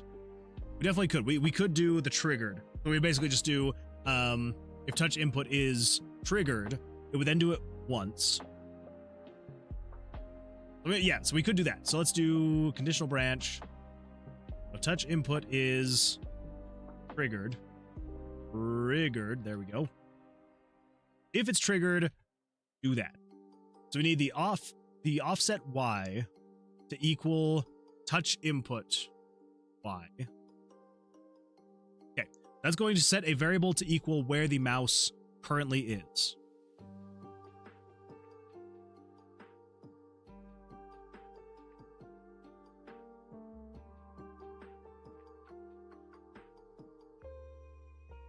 So essentially, here's what we need. We need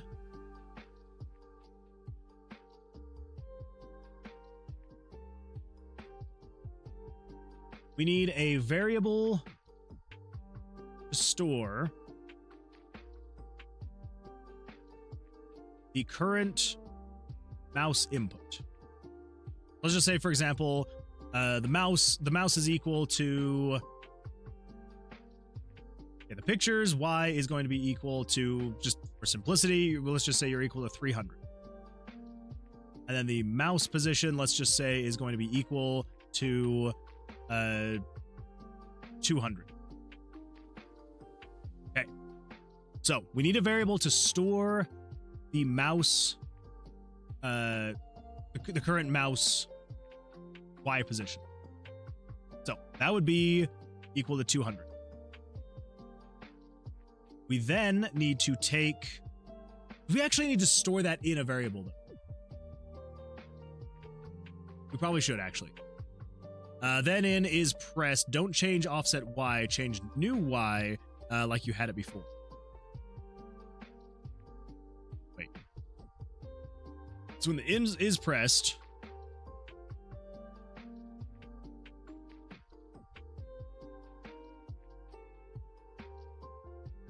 we would say, yeah, so set offset Y to equal the mouse position.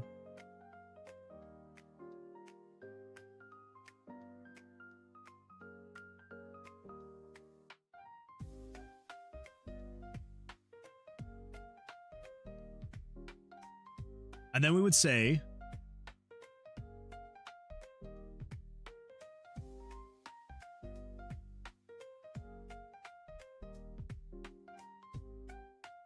exact issue makes me never want to use RPG Maker.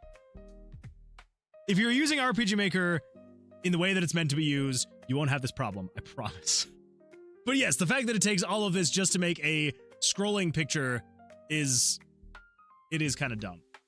Okay, so yes, so then in it is pressed, don't change offset Y, change new Y like you had it before. So new Y equals offset Y plus touch input. And that is triggered, correct?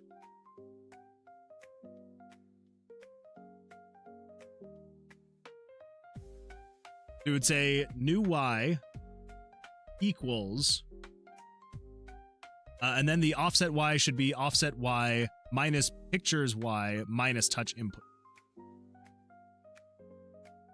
So yeah, so new Y equals, first one is pressed, second one is triggered. Okay, all right. Wait. So your first comment is the is pressed, the second one is the is triggered. So in is triggered should be, no, because then you say, and then the offset Y should be offset Y minus picture Y minus touch input Y.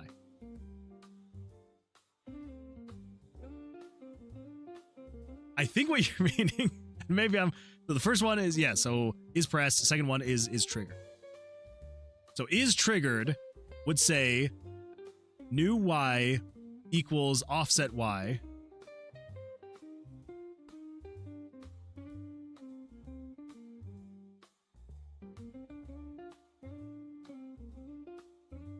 but offset Y needs to...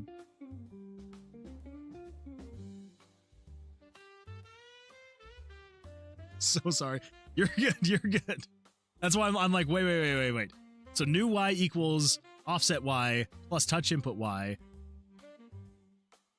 is pressed. But is pressed is the continuous one, which I believe is supposed to be the offset Y should be offset Y equals picture Y minus touch input. So I think what you're saying. So is pressed is, which is the constant, is supposed to be new Y equals V dot offset Y plus touch input Y. And then the is triggered is offset Y, which equals the game screen dot picture 190 dot underscore Y minus touch input.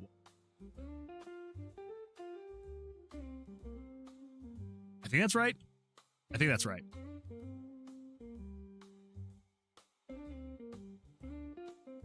I did something wrong. I did something very wrong. Crap. Okay, so is triggered. OMG, no. Okay, all right, so is triggered. Is triggered is offset Y equals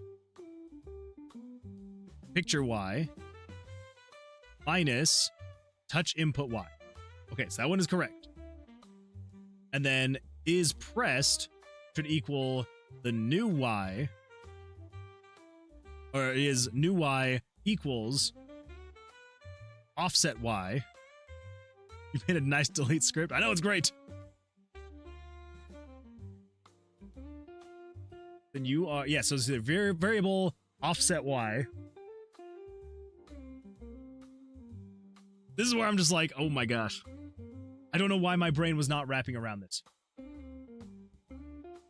Okay, so is triggered should be offset Y equals touch input Y minus the picture. Okay, all right. That would... Okay. And then... Okay. And then the new Y... Oh, wait. Okay, that one was also my bad. That should have been set, not sub. That's my bad. Okay. And then that one, it should be good. Okay. But I did have that set to sub, so that is my bad. Okay. Now, as far as showing the picture, though, we're not going to worry about the picture. I just want to make sure that the variable is correct, because this second variable right here should go up and down as I'm moving my cursor up and down.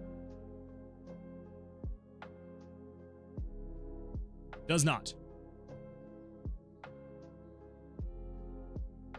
It just instantly sets it to wherever it was. So negative 66. Oh dear.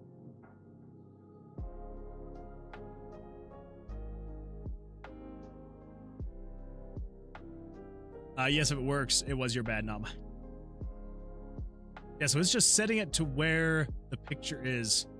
Okay, oh my gosh. This should not... No. It's still my bad. I don't...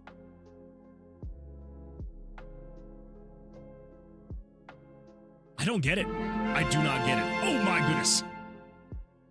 Welcome Zedashore and your 30 amazing audience members. Zedashore, thank you so much for the raid. Not now. Not now, exactly. We're dying. We're dying here. This is a bad time for you all to come in, but thank you so much for the raid. I appreciate that. Welcome, everyone. Glad you're here. How'd your stream go? How'd everything go for you? Hopefully better than things are going here. We have been stuck on a thing for basically the entire stream, and it's very embarrassing. Very embarrassing. So, yeah, welcome, everyone. I'm glad you're here. For anyone who is new here, first of all, welcome. Glad you're here. My name is Moonwood Games. Usually I'm working on a different project, but as of right now, we are working on a game for the Bad Ideas Productions Game Jam that is currently going on for the rest of the month. So we are working on just a fun little idle clicker game / pet management sim / chicken breeding simulator. Hopefully it's more fun than it sounds, but by well, just documentation. Nice. I like it. I like it. But anyway, yeah, so we're currently trying to make a scrollable menu, which I know in terms of any other engine in the world would be very simple to do. For some reason in RPG Maker, though, not as simple. This isn't embarrassing, it's just a silly game dev moment. I know, but it feels embarrassing because it's like, literally just to like click and drag something in any other engine would be as simple as just like, okay, this is something you can drag. And it's just like, okay, cool, you can drag it now. Yeah, making a draggable picture in RPG Maker, it should not be this difficult. Okay. Yeah. So anyway, so I do appreciate the raid. If you got a raid and run, totally understandable, totally fair. I know that after a long stream, that it's sometimes you got stuff to do, places to be, and all that jazz. So if you got to go, no worries at all. But again, I do appreciate the raid, so thank you so much for that. Okay.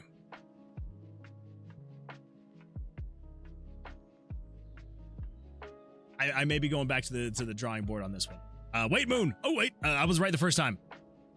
So was it my bad then? I think it was my bad then. Okay, so is triggered should be offset y. Offset y equals the picture's y position minus touch input y.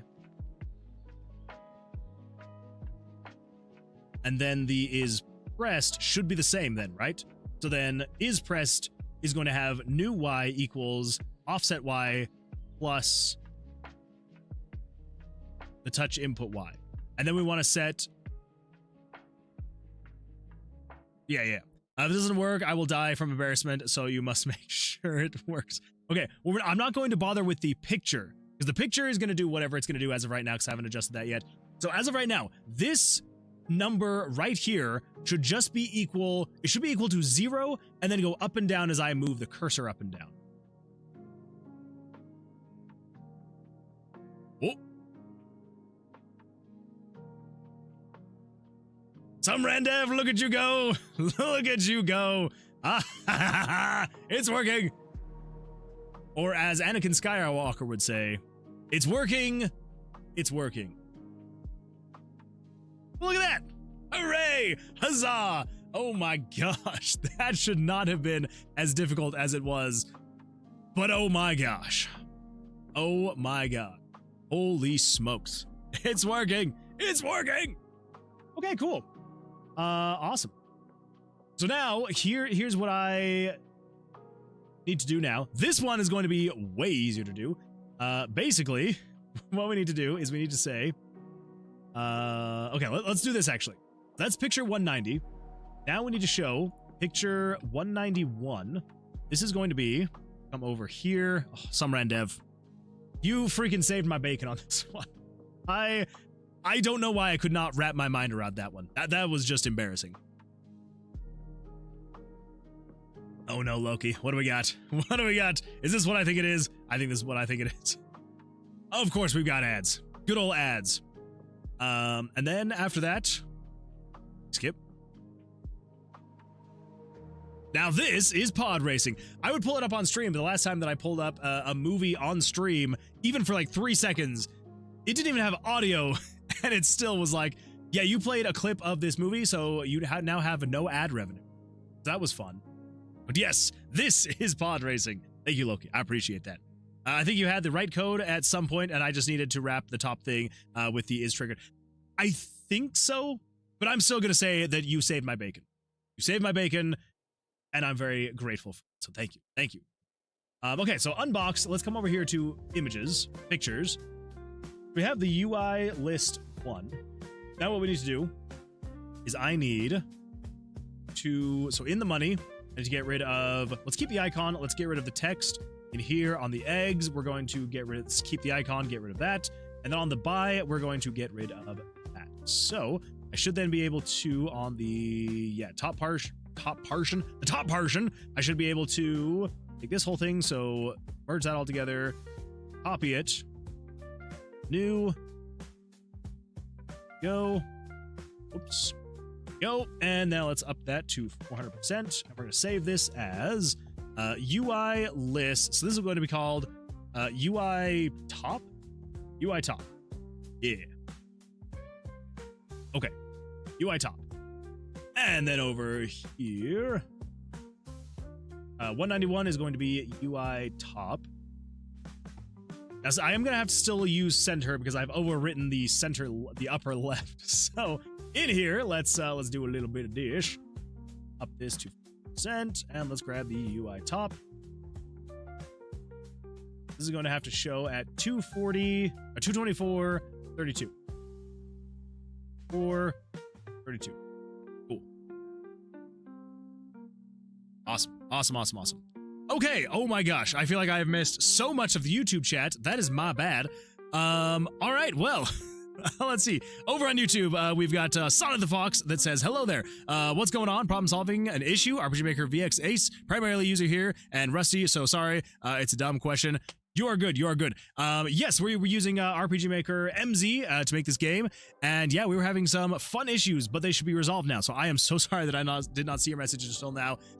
Jesse, it looks like you just posted your message, so I'm gonna respond hopefully while you're still here. Gotta head out a bit early tonight. I hope to see you on Sunday after the daylight savings has been saved. Absolutely, Jesse, thank you so much for being here. I appreciate that. Thank you. Let's see. Sonic the Fox says, nice to meet you. Been thinking about getting back into RPG Maker VX Ace or XP. Got the free recently. I figured watching a guy stream working on it will help me get in the mood. Absolutely. I hope so. Fingers crossed I can. Is this some kind of pet sim? Cool. YouTube ads are so bad now. I am so sorry for the ads. Hopefully they get better. I hope. Yeah, so it's kind of a pet sim. So it's going to be an idle pet simulator research game, basically. So kind of like just like a smaller project we're working on for a game jam. If you have heard of the game jam, so we're working on the Bad Ideas Productions game jam. That's what this game is for. So it's gonna be a smaller game, but should still be a good time. Good night to the space crew as well. Jesse, again, thank you so much for being here. I do appreciate it. Go get some rest. Okay, well, let's see here. Anyway, today I learned I have 70 gigabytes dedicated to 10 versions of Unity that I haven't used in 4 years. Oh my gosh. Time to purge the mediocre engine. Sorry, not sorry, Fairly. You hear that, Fairly? Are you gonna let that stand? I feel like you gotta do some defensive maneuvers there. You gotta do it. Okay, so I think we're also going to allow scrolling past this point. No, we can't. Because the menu is interactable. Right. Okay, so we're gonna leave that as is. So what we should be able to see now is we should have the image showing above, which we do. Awesome. Okay, so now what we need to say is anytime the image is below, so if 190 is below 462 Y. So soon as you get released, so as soon as you are no longer being pressed, we just want to say conditional branch if game screen dot picture 190 dot underscore y if you are greater than 462.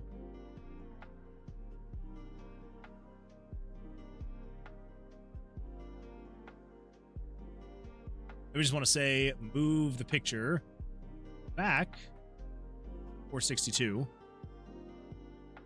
over the course of like 10 frames, I suppose. I also want to add an easing type. Oh, I want to add an easing type. I don't know if this is going to be a good idea or not. Probably not. Let's see what happens. If we do an easing type, let's do it on... I think we can do it before we even show it. So this is going to be image 190. And we're going to do a quad out. I think that should be okay. That way it will always look smooth when it's snapping back into place. Hopefully it doesn't make it look bad when you're scrolling. Hey, look at that. There we go. So now if you go too far down, it'll snap back into place. That looks way better. Okay, so the same thing with, let's just say, for example, if you are ever greater than maybe here. So what is currently, let's see, console, we want game screen dot picture 190 dot underscore y. Y is currently 323. Let's just say like 320. Yeah, say 320. Else, now if you are ever greater than, less than 320,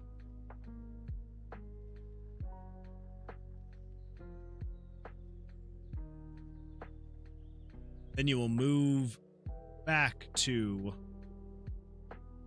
320. I may have to swap that order. Maybe. It might freak out a little bit. Let's see what happens. Never mind, we're good. Okay, so now if you over scroll, then it like does that. And if you under scroll, then it does that. Cool. Happy day. We now have a scrolling menu in RPG Maker. Happy day. Happy day. Let's see here. Yes, I'll let that stand. I accept all hatred to Unity. It's okay. Come to Godot. I promise it smells nicer. I don't know about that. I've heard it smells funky over there in Godot. If I had time to learn Godot and be efficient enough in it to work quickly, I totally would. When I'm done with Jellyfields and have some free time, I want to pick it up though. I really liked it when I use it for like a week. Honestly, Godot might be where I may go after Tomb of Versilius as well. Maybe. Let's see, Crazy Cowboy Coder. First of all, first time chatter. First of all, that was a lot of firsts. Sorry about that. First of all, welcome. Glad you're here. Says, at Fairly, I switched from Unity to Godot. Only took me a couple of days to pick it up. If you have experience in other engines, it's easy to learn. There we go, Fairly. Sounds like it shouldn't be too bad. I don't know for me, because my only experience is with RPG Maker, it would be probably months for me to get up to speed. So, you know. Let's see, Sonic the Fox says, heard of the game jam in passing. Sorry for the late reply. You are totally fine. No worries at all. Yeah, should be a lot of fun. I hope so anyway. We'll see. Okay, cool. Well, there we go. We've got our menu. Awesome. I think we also need to, let's also do this. We need an else handler over here, and then we also need to put this guy there.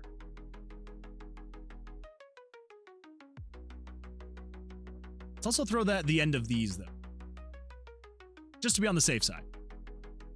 I think. Because that way, if we're scrolling up, and as soon as you go past, it'll then snap down. Same thing if we are scrolling down and we go outside the window, it'll snap back up without freaking out. Kind of does some weird things if you like snap back up, forth, up and down really quickly, but oh well.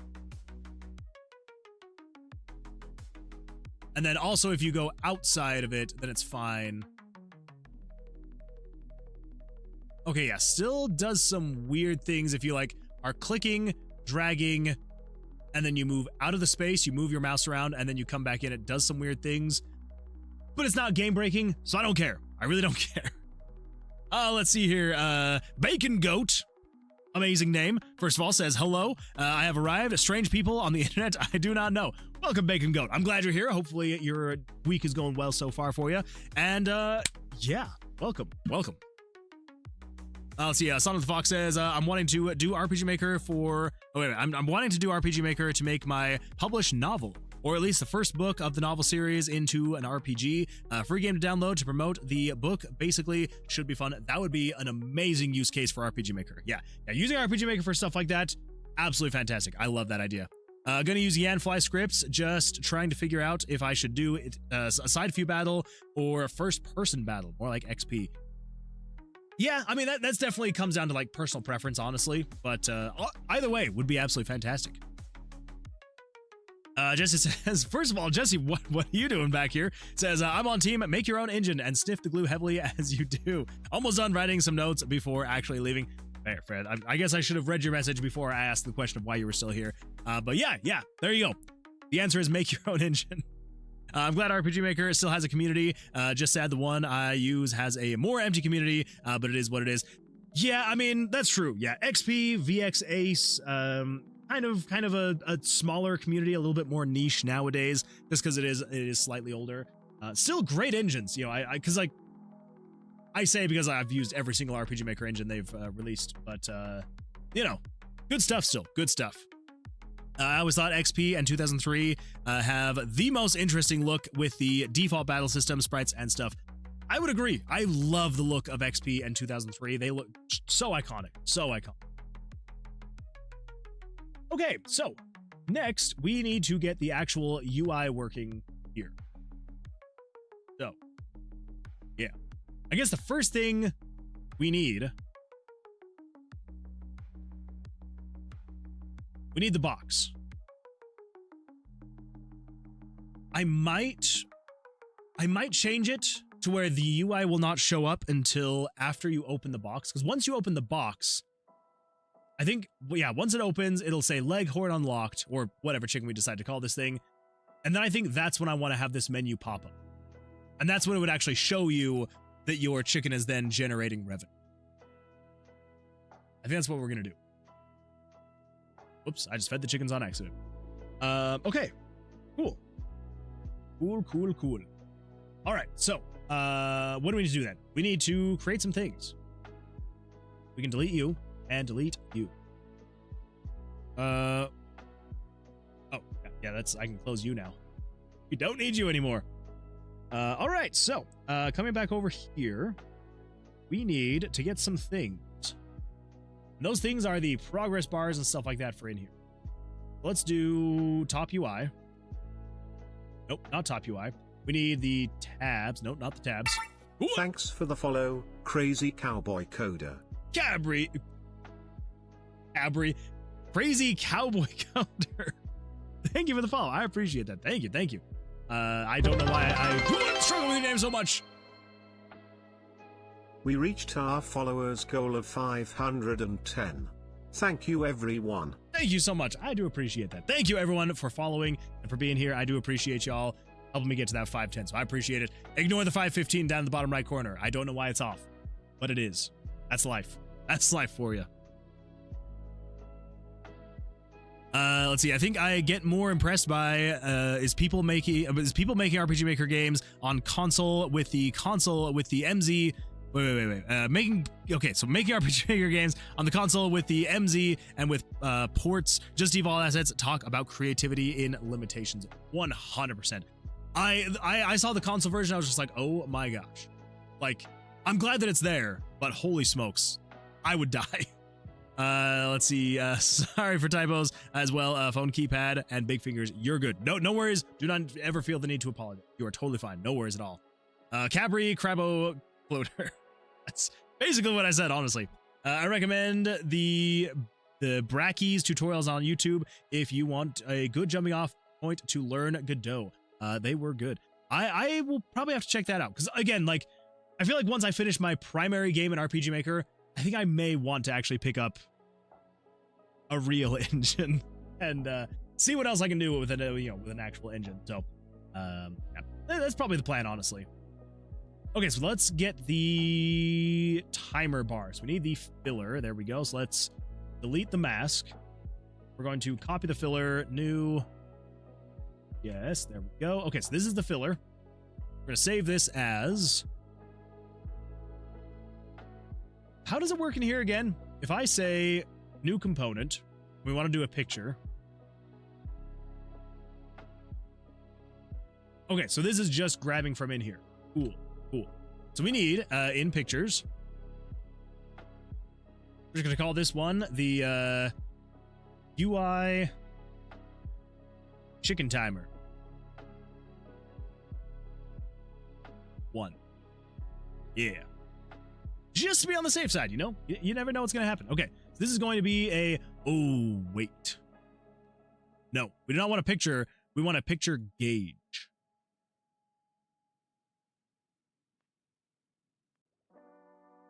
I'm trying to remember how this one works.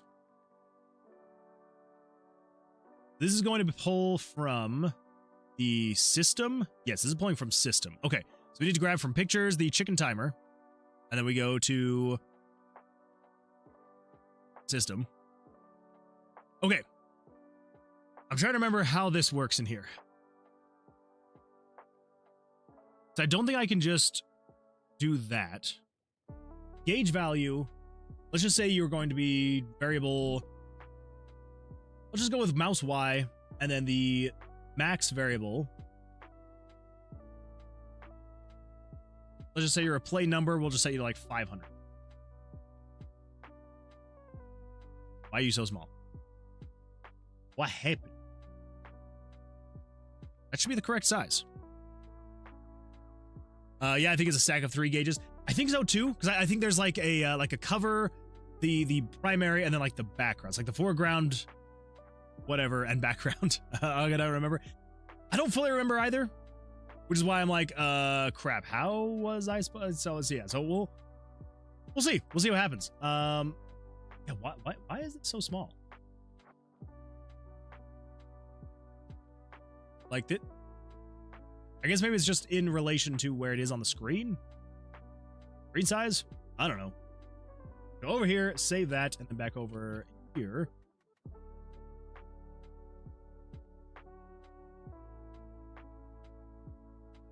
Oh, wait. I think there's more that I need to do. Okay, so we need to do... Play conditions...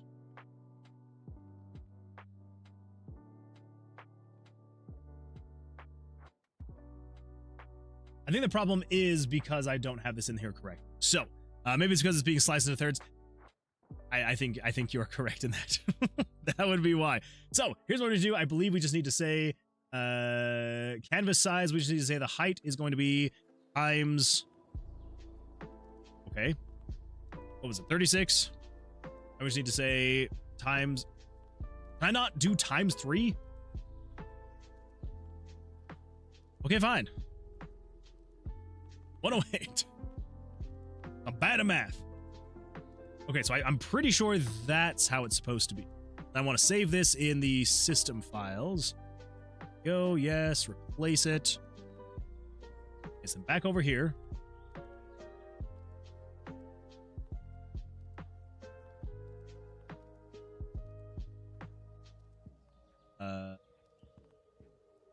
New component. Picture gauge.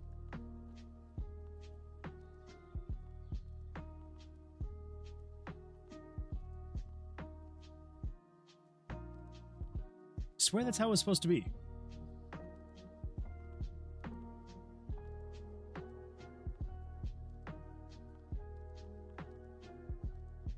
Mouse Y with a max of 720.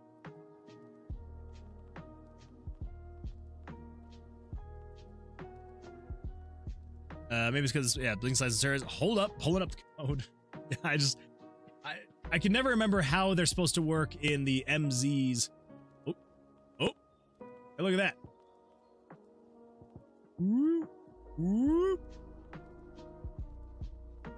It's still... So it's kind of squishing it, though. I don't know why it's squishing like that. Oh, is it just because of the width? Because I need to actually define the width. That would probably do it. That would be why. Okay, so 308. Whoop, nope. There we go. Width of 308. Confirm. Okay. I think that's correct. So now if we were to save that, if we come over here, we'll just save that because might as well. Hey, look at that. Now as I move it up and down, that is correct.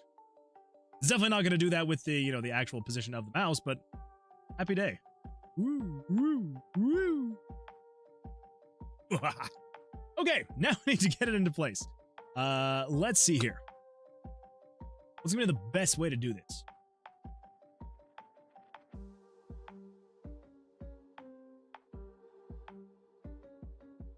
Actually, this is where I'm going to need your help, SomeRanDev. The image isn't updating in the HUD Maker editor. Oh, do I have to do a reload project?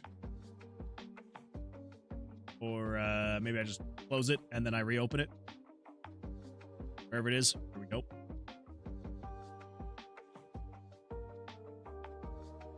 Hey, look at that! Have you tried turning it off and on again? Is basically what that was.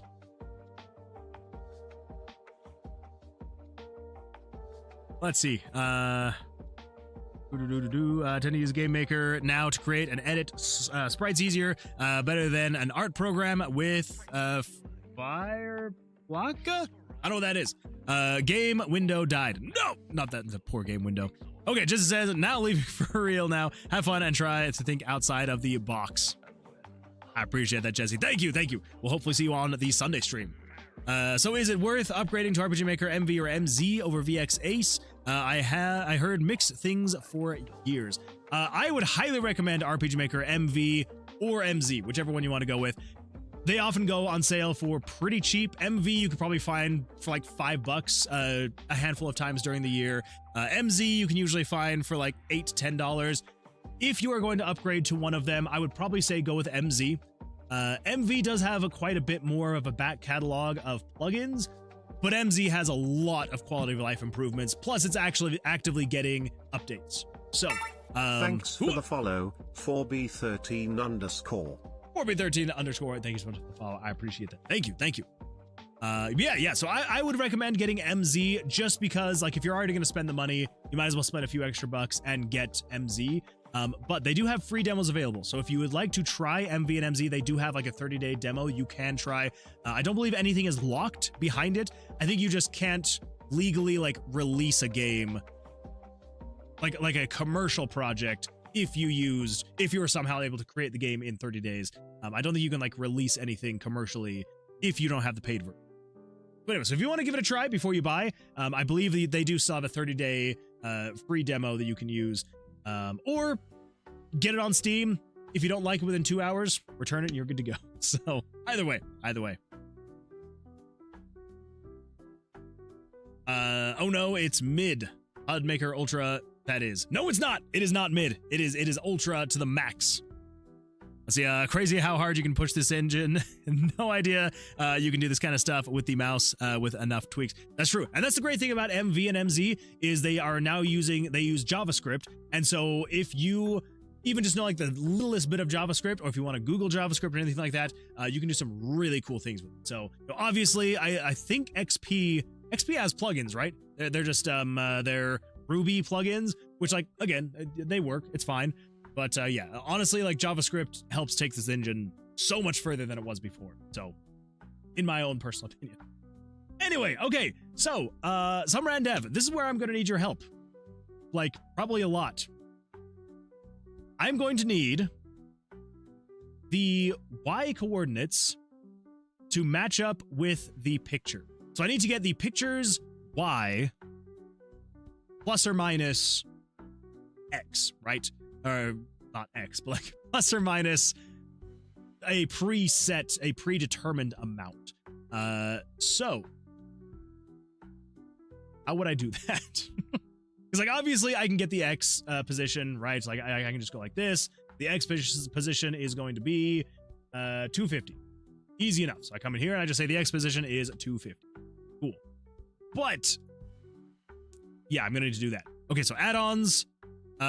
Forgot the name, but the update function. Okay, If I say add-ons,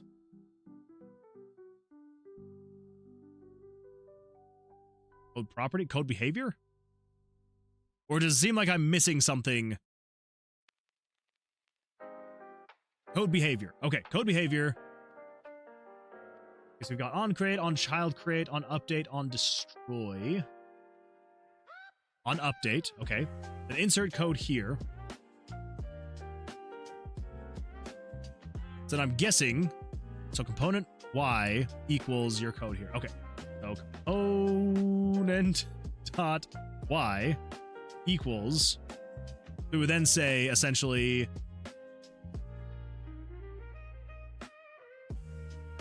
would it just be straight into game screen dot picture, and then we'll update the Y position every frame with your code. Okay. But I would just jump straight into component dot underscore Y equals game screen dot picture 190 dot underscore Y, and then minus. So I believe we would then say, Chemistine says, what the? The dog goes woof woof woof woof woof woof. It do. It do indeed go woof. Woof, woof, woof, woof, woof, woof, woof, woof. And a helium voice. Okay.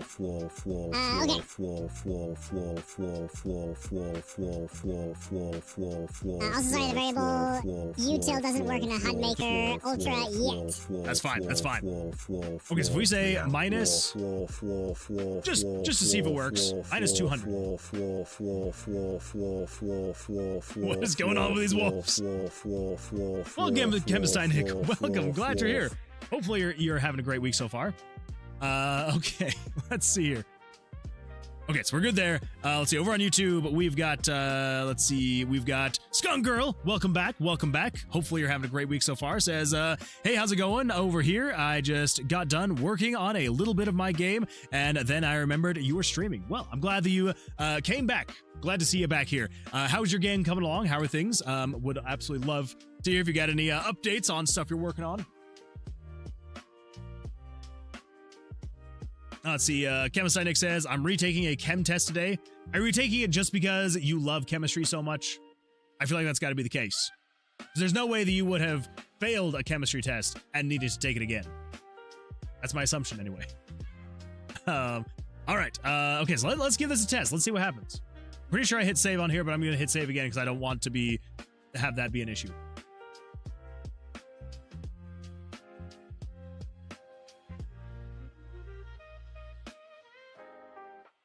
Okay, all right. Type error. Cannot read property Y of undefined. Okay, that would do it. It's trying to update the position of that. Yeah, it's trying to pick it. It's trying to update the position of this component before picture 190 is a thing. Is it because the picture doesn't exist yet? Exactly. So I think what I can do, correct me if I'm wrong, I think I can say if game screen dot picture picture 190. Yeah. So yeah, so that's basically just saying, hey, is there a picture here? If so, do this thing. I hope that's right. We'll see if that's right. Who knows? Who knows? Save that. Come back over here. I'll save that because why not? Hey, look at that. Okay. So now, if I drag this. Okay. Not moving. Not moving. Interesting. Okay. So on update, component Y. That code is insane. Why? What should I have done differently? No. That's the wrong code. Oh, my bad. Wrap the whole code in the if thingy. Oh. Okay, so I need to say if game screen.picture 190 And there. There. Oops. There. Okay.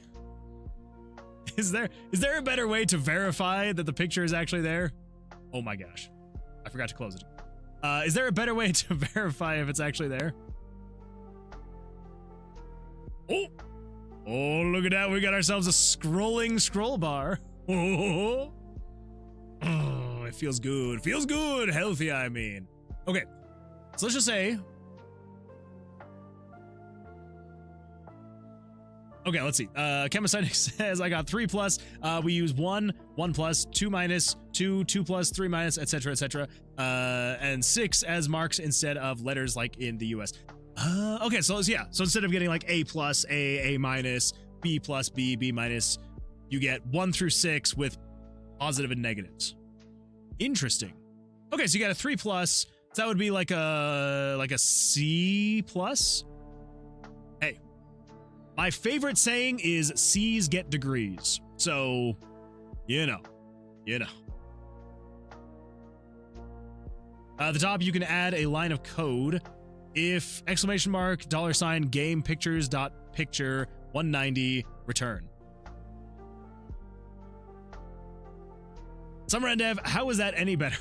How is that any better than that?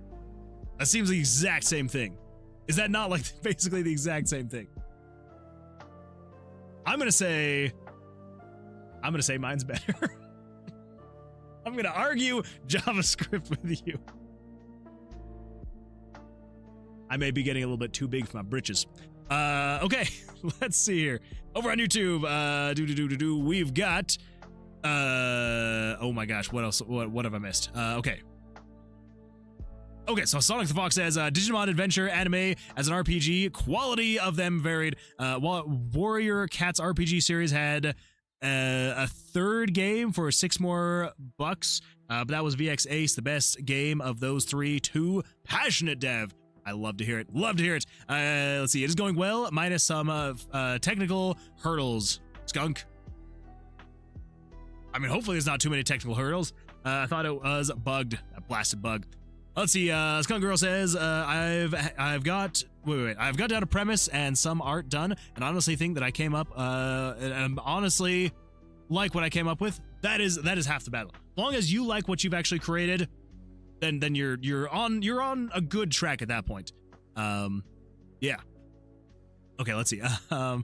Is a reverse cooking game where you cook bad food for monsters. I like that. That is really cool. Well, unrelated to RPG Maker a little, I just beat Kive Love for the first time. That was quite the game for sure. My first HD 2D game too. I don't think I've ever heard of Kive Love. I don't think I've ever heard of it, but I like it. I like it. I'm glad that you got it. That you were able to get through it. That sounds unique and cool, Skunk. Yeah, I would agree. Thank you. I thought so too. You're welcome. Oh. Live Alive. Live Alive? I think I've heard of that before. I just don't know how to pronounce it. Okay. Typos? No, you're good. But yeah, no, Skunk Girl, that sounds like an absolutely fantastic premise. I like that. I really like that. Yeah, awesome. Well, yeah, again, like I said before, would love to hear about anything and everything that you have kind of going on. Any new things you add to the game, would love to hear about it. Yeah, would love to hear your updates about it. Because you can put it on a new line. I mean, you can do new line after. It's true, I could. I like everything on one line. I don't know why, but I do. But all right, that's fair. That's fair. That does make it quite a bit better, actually. Okay, so let's say we're gonna. This is where it's gonna get a little bit weird. So we're showing the list at 462. If we come over here and we grab, that's Tomb of Versilius. We grab this one. We go to Pictures. Pull this up over into Photoshop. Right? Close that. Let's close that. That's actually the one that we need. Copy that. Close that. Okay. So you're showing at 462. So that is the center origin point. And then 462.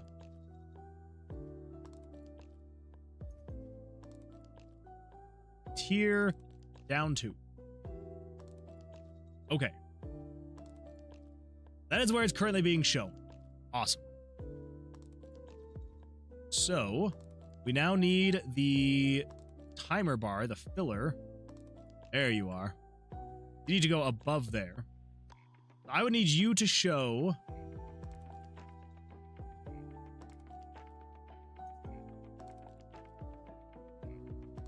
there. So showing at... let's just do... So we need to just figure out the Y. So 462 has you down right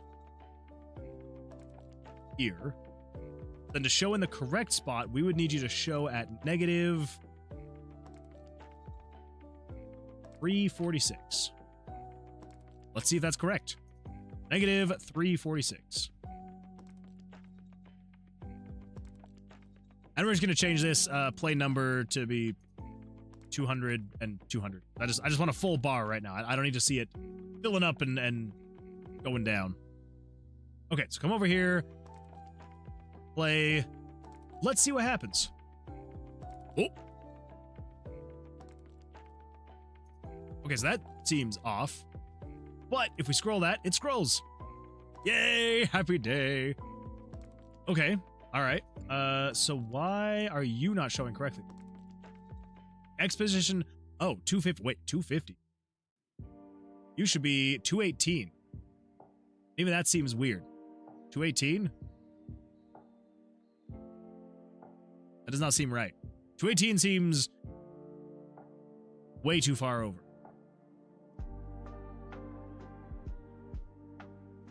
Would you be centered?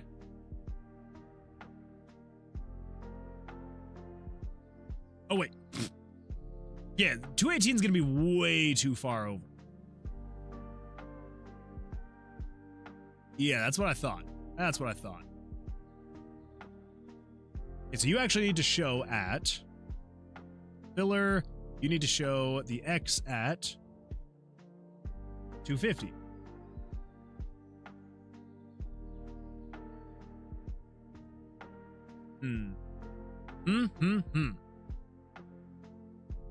Yeah, that's off. So how far off is it? You're looking to be about, I'd say 2 pixels off. 248. That better?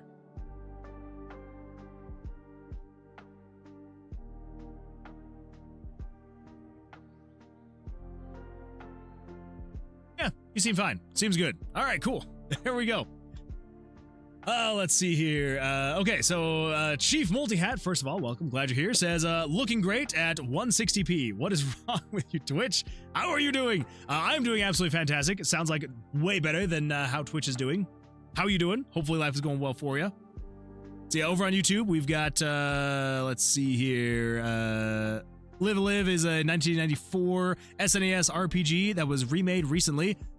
That would be why it sounds familiar. It does a grid-based battle system with turn order and no MP. You play through different chapters, each based on different era in time. Ambitious, very ambitious, extremely ambitious.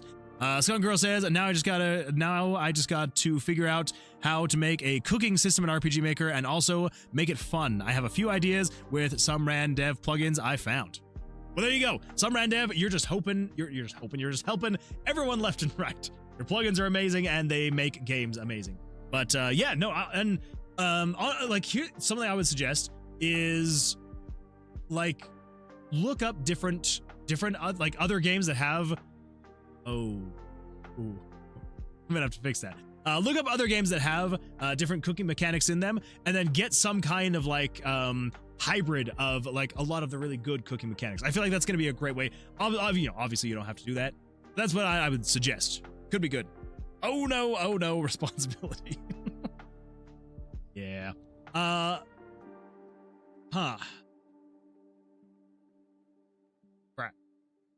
I think the only thing I would need it to only show behind picture 191.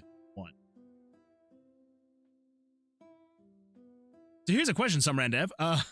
Is the script that you made for your MV version, does that work with MZ? So the one that I'm talking about is if I come in here and we go to downloads, Tomb of Vercilius, JavaScript, it is the SRD, the high AF pictures. This is the one. So basically this one, place pictures, IDs in here you want to appear above HUD Maker. They must be separated by commas. Sleepy Squirrel lurking around. Welcome, Squirrel. I'm glad that you are here, even though you are sleepy. Maybe? Yeah, I don't know. I don't know.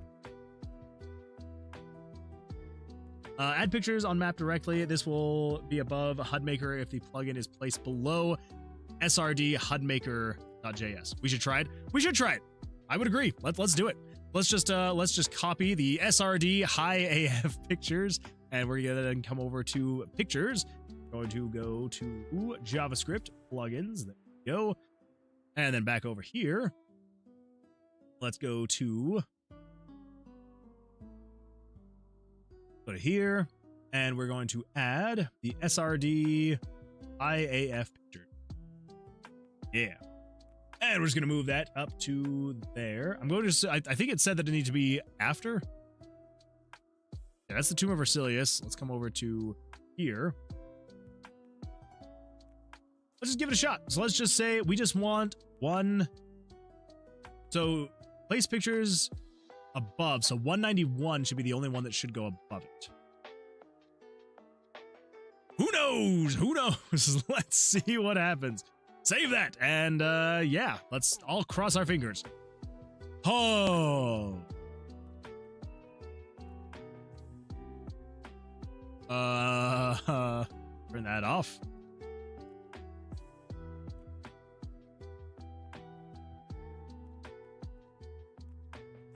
Huh.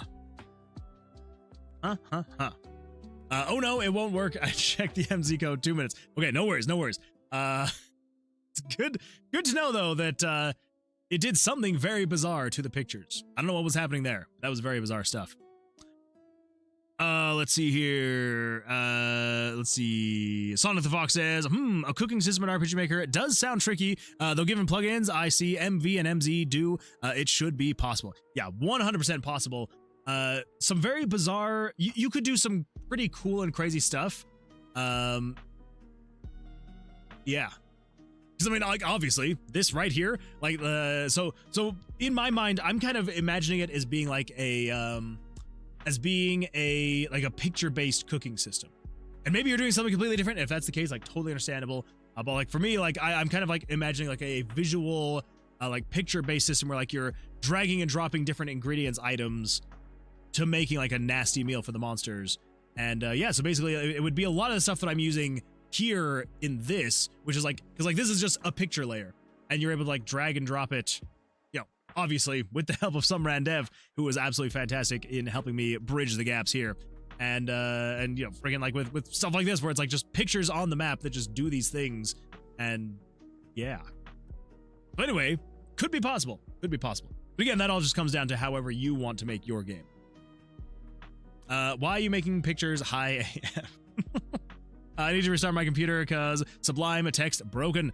Don't tell any secrets about me when I'm gone. Oh, we've got all sorts of secrets we're going to talk about while some Randev is gone. Let's get into it.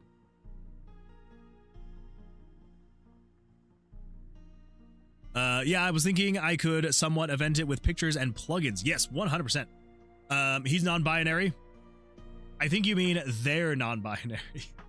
That is true. Some Randev is non-binary. Yeah, some Randev is they them. So that's some exciting stuff right there.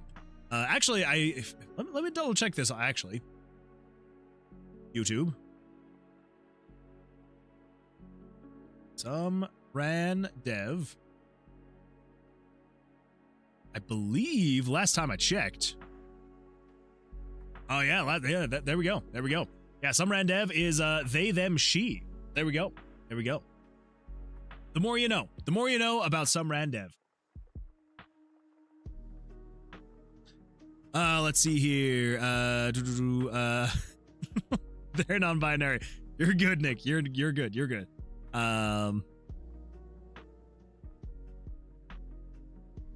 Let's see here. Yeah. So anyways, yeah. So cooking system in RPG Maker. Yeah, given plugins. Yeah, with pictures and plugins. So here's the thing. You could actually make a cooking system where you can like actually like drag and drop the pictures without the need for any plugins at all. So I'm going to show you a bit of code, and if you wanted to use any of this in your game, like 100% go for it. So here's something you can do. So if you want to be able to interact with pictures, what you can do is, so this one's going to be a little bit more confusing. So you may need to like pause the video and look at it. But basically, yeah, Skunk Girl. Yes, absolutely, Skunk Girl. So if you wanted to be able to like interact with pictures without using plugins, you have to use JavaScript without using plugins. There's a couple things you can use. So in a conditional branch, if you type touch input.is, so there's a couple different ones. So you can do either is released or is pressed or is triggered. Oh my gosh, if I could type. There we go. You can actually use these, and it is going to have RPG Maker check the like mouse function. So like if you're wanting to use the mouse in the game, so like say for example, if you can say like, you know, is pressed, then basically if you are then checking to see if it is pressed, it is checking to see if you are clicking the left mouse button. So if you are pressing and holding the left mouse button, then you can have it do a thing based on that. So then you can do things like you can set a picture's coordinates based on like your mouse's X and Y coordinates, and all sorts of fun stuff. So if you want to do it, definitely do not need any plugins, but there are also absolutely fantastic plugins if you wanted to go the plugin route as well. So yeah, great stuff there. Let's see here. Excuse me. If you have trouble with plugins, have you tried turning it on and off again? Always works for me. Yeah, if you're having issues, yeah, definitely turning it off and on again. It works great. So when it comes to RPG Maker, have you made any crazy RPGs with it? And if so, what game was your inspiration? For me, Kingdom Hearts is my OG inspiration for RPG Maker. I'm assuming KH means Kingdom Hearts.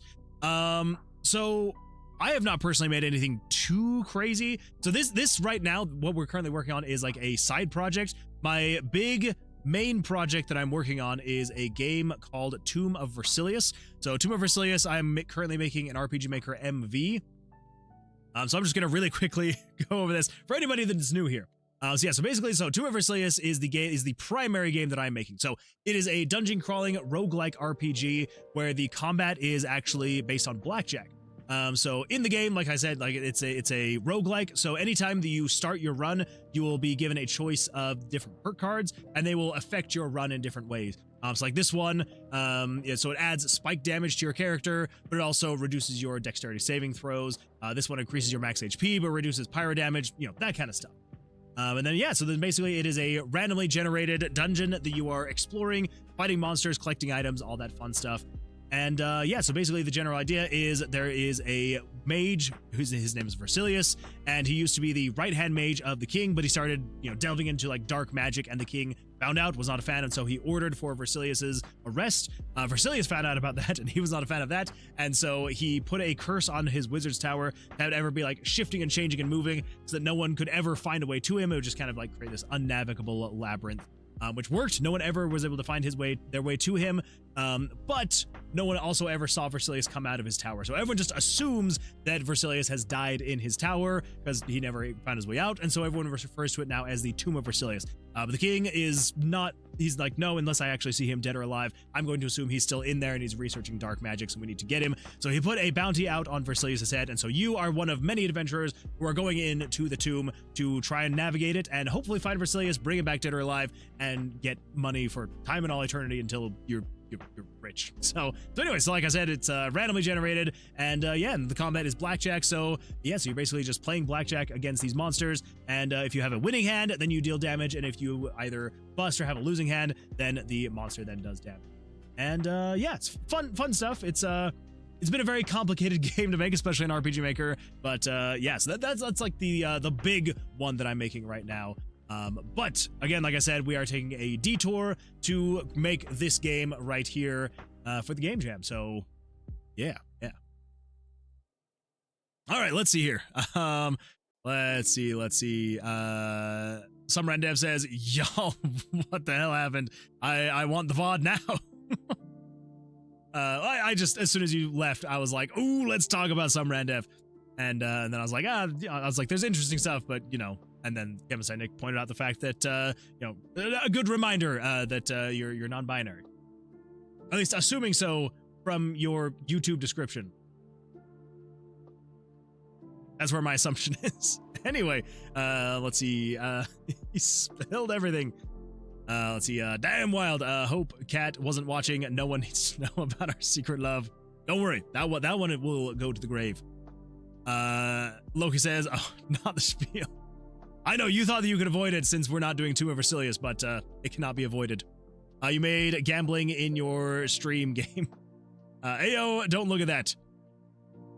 Wait, did you say something? Did you send something that I wasn't supposed to look at? Oh my gosh, you did.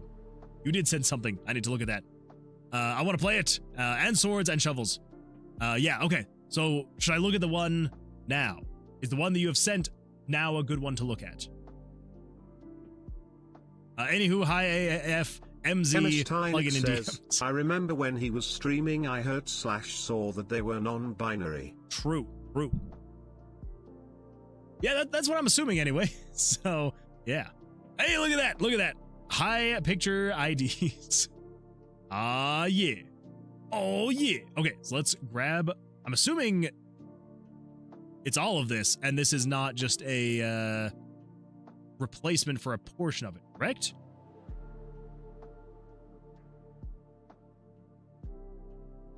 Wait, do I add this to this plugin? Or am I replacing... Oh, wait, yeah. Sorry. I now see it. That's my bad. Okay, let's do 190. There we go. Okay. Cool. Let's come over here, and I think we should be good. So yeah, so high AF pictures should be good. It still should be in there. Let's turn it back on. Moment of truth. Wait, I gave it a new file name to help reduce confusion. Ah, I see. Am I going to need to... Unexpected end of input. Is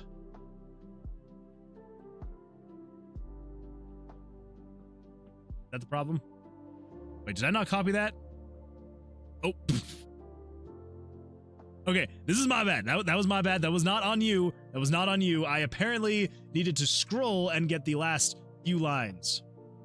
That is my bad. 191. That's actually what we need to do. 191, not 190. Use the download button. I want to be difficult, though. All right, keep. And, save that, but then close it, and then we're going to come over here, and we are going to open that, and we're going to cut that, then come over here to you, and JavaScript, and plugins, the high AF pictures, let's get rid of that one, paste in the new one, and then we're going to grab you, and we're going to swap you out with that one. Nope. Yeah, high AF pictures MZ. Cool. Okay, save it, play it. Moment of truth. Oh. Oh, wait. Whoops. Okay, that's my bad again. Oh, I'm making so many mistakes here. I'm assuming, does it need to end with a comma? Or if it's just a singular picture for now? Well, that answers my question. Look at that! The HUD now goes behind picture 191. Such a happy day. Such a happy day. Thank you for that. Holy smokes, you are... What's up, RaNdev? You are just absolutely freaking crazy, incredible, and amazing. Like, you're amazing. Thank you. Thank you for that. I do appreciate that. Holy smokes. Like, the fact that you can just, like, pop those things out so fast is crazy to me. Absolutely wild. I love it. It can or cannot end with a comma, both valid. Okay, cool. Good to know. That's untested, by the way. Bad things might still happen. Okay. DMs, let's see. Yes, all of it. I gave a new file name. It's untested, by the way. And yeah, use the down button. I cannot be. Ooh. There we go. There we go. I got the ooh from some RaNdev, and that makes me happy. Makes me happy to see. Okay, so, awesome. We are slowly but surely making progress. So, let us do... I guess we need, idle chicken monies. Idle chicken monies. Parallel if always on is on. When stream at some RaNdev? Good question. Unironically, tomorrow. I was gonna today, but I was sick. But you're actually gonna stream tomorrow? I'm very excited. I'm very excited for that. Let's see here. Okay. Let's see. Okay, so Skunk Girl says, OMG, heck yeah. I'm actually LGBT too. I'm a trans guy. Very nice, awesome. Well, you are welcome here. See, Dragonic Dice B says, what's your game about? Mine's a visual novel. I'm assuming you're meaning that you are also taking part in the Bad Ideas Productions, which, if that's the case, I'm very excited to see what you make. And yeah, so basically, my game is it's a little bit. It's a little bit weird. Basically, the general idea is it is going to be a idle pet simulator where you get to like research and breed chickens and like create all sorts of like these weird combinations. Yeah, so basically there's not a whole lot that we have as of right now. We're still kind of working out the core mechanics of the system. But yeah, so basically you'll have your chickens that you will have, that they will be idly generating revenue once I have a chicken. So if I unbox this one, I now have a chicken. And yeah, they'll just kind of wander around, and some, you know, they'll poop and stuff like that. So you got to clean up their pen. You can feed them, all sorts of fun stuff. And then eventually, once you get another chicken, you can then have them go and breed, and they will generate different species of chickens. And yeah, should be a good time. And then the stretch goal will also be, there will be like egg orders you'll be able to fulfill. And so others, you know, some people will be like, I want 7 blue eggs, 3 white eggs, and a red egg. And then you got to like fulfill that order with the chickens. And yeah, so should be a good time. I hope. We'll see. But yeah, a visual novel will be an absolute blast to play. Yeah, again, I am very excited. That should be a lot of fun. What are you using to make your visual novel? Like what software are you using? Let's see here. Skunk Girl says, oh yeah, I remember watching your videos about this game. Honestly, I'm starting to realize that you are my biggest inspiration to make unconventional RPG Maker games. That's absolutely fantastic. That makes me very happy to hear. So, yeah, glad that you've seen it before. And yeah, hopefully, again, I'm very, very happy when I hear about people that have been inspired by, you know, the fact that like just that I'm here. If it inspires people, very happy about that. Feed the chicken some feed. Okay. Sonic says, yeah, I'm in Kingdom Hearts. I love almost all JRPGs. Just now trying Chrono Trigger and Dragon Quest XI. Chrono Trigger, absolutely amazing. Fantastic game. I've actually never played any of the Dragon Quest games, but I've heard good things, as they were birthday gifts. However, Kingdom Hearts has and always will be my favorite games ever.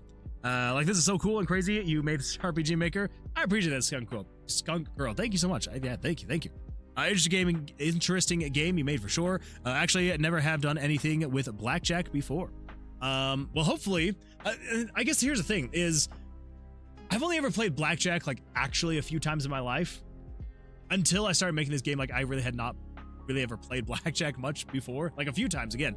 I wonder if it's going to be weird for people to try and play it if you've never played blackjack. I don't know. I guess we'll find out. Let's see here. Let's see. Yes, I am. Yes, Moon is very nice. I love hanging here. Thank you. I try to be nice. It would be kind of sad if people are like, this place sucks, this guy sucks, I'm out. Sitting would be more comfortable. The moon is very big and with many places to sit. That's true. There are many places to sit. Take your pick. Any place to sit. But hanging builds endurance. That's true. You gotta hang around. Okay. All right. Let's get back into doing the actual stuff. So we need to get the idle stuff working for the chicken. So idle chicken monies is what we're gonna call this one because you know. Well, school. Bye bye. Dick, I appreciate you being here. Hopefully, you have an absolutely fantastic. Good luck with your test again. And yeah, good luck. You got this. Not like this. Later. One day. Anyway, all right. So, idle money. Here we go. Parallel process. Always on. Let's do this. So, this is where we're going to have to start getting a little bit more... Oh, man, there's so many, like, things that I'm like, I just need to get the base system working, and then I can expand on it later. So, base system working, and then we'll expand on it later. So, for now, here's what we got. So, we're going to say conditional branch, so long as the switch chicken one spawned is on, then we're actually going to be generating revenue. As long as that is on. Okay, so here's where we actually need to set up some other things. Oh.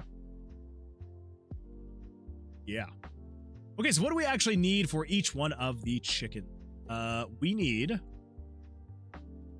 So this is going to be the chicken X and Y. I want to leave enough for 20 chickens, maybe. So if we have 1, 2, 3, 4, 5, 6, 7, 8, 9, 10.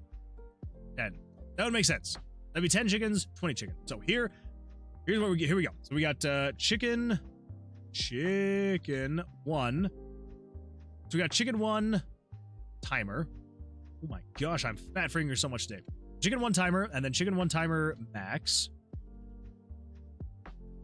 Okay, so what all is there? What all is there that we need?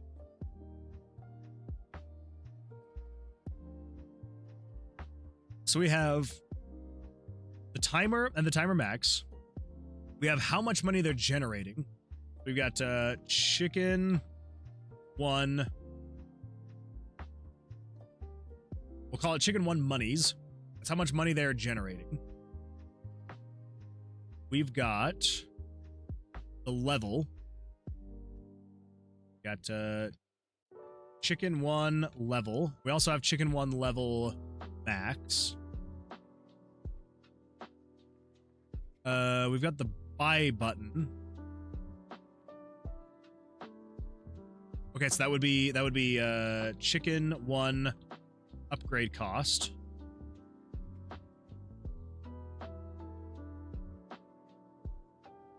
Then we've got the timer. This is how much time there is to finish.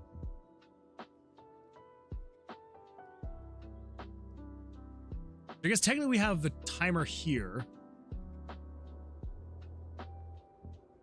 which is going to be in seconds.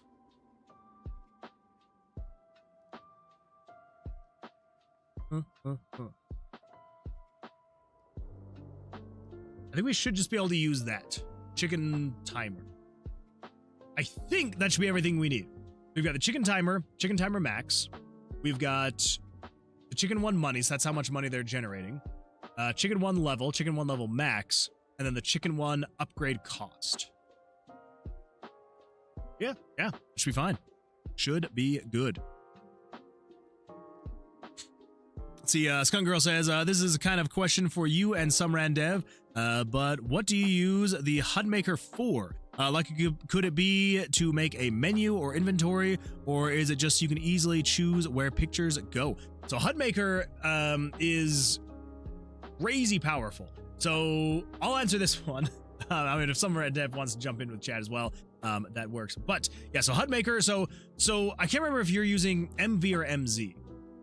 I think you were using MZ, I think. So the HUD maker is going to be slightly different between MV and MZ. But essentially what you can do, HUD maker is for making HUDs. Exactly. So yeah, so basically you can just add all sorts of things. So specifically for RPG Maker MZ. So if we add a component, you can add text to the screen. right? And that text can be anything from just plain text. You can just have it like, you'd be like, hello, and it'll just show hello on the screen. You've got general stuff, so you got like map data. You can show switches, variables, item counts. You got actor data, enemy data. You can do like different math lists, or you can like write custom code. And that is just for the text itself. And then, you know, obviously it's got like all the customization. You can change its, you know, size and how it looks, animations, things like that. And then you've got pictures. You can just show pictures on the screen. You can like specifically say like, I want to show the picture here, but you can have the picture show based on certain criteria. You've got shapes, you know, you can be like, I want to show a square or something like that somewhere on the screen, you know, and specifically if this thing is happening, you've got repeating pictures, the actor faces, the gauges, icons, all sorts of things. So anything you could think of you would want to put on a heads-up display, on a HUD, that there is just so much in here that you can do. So honestly, a lot of the stuff that I use it for is text and image gauges. So essentially, like say for example, like let me pull up my old project. So Tomb of Versilius over here. So this is with RPG Maker MV specifically, but so much stuff in here is HUD Maker. You would really never know. So over here, all this text here is HUD Maker. Anytime that I hover over these cards, all of like the text down here is HUD Maker. Even the picture itself is HUD Maker. These numbers up here, that's HUD Maker. The health bar here is HUD Maker. The XP bar here as well as HUD Maker. These numbers here are HUD Maker. Let's see what else. I think this stuff here again down here. So if I move it here, this whole window right here, I believe is still again all HUD Maker. If I go to the skill tree, again, anytime that I hover over this, so like all this text here is HUD Maker. If I level up these skills, all of like this progress bar right here, this is HUD Maker as well. So really, like, it just kind of comes down to like whatever your imagination is about like what you would want to do with it is how you can use it. So again, yeah, it's like text, images, gauges, all sorts of stuff, like really, really powerful stuff. You technically can make buttons and menus with it. It's really hard but it's good stuff for like adding text and health bars to the screen. But it's really, really hard. But it is really, really, okay, I get what you're meaning now.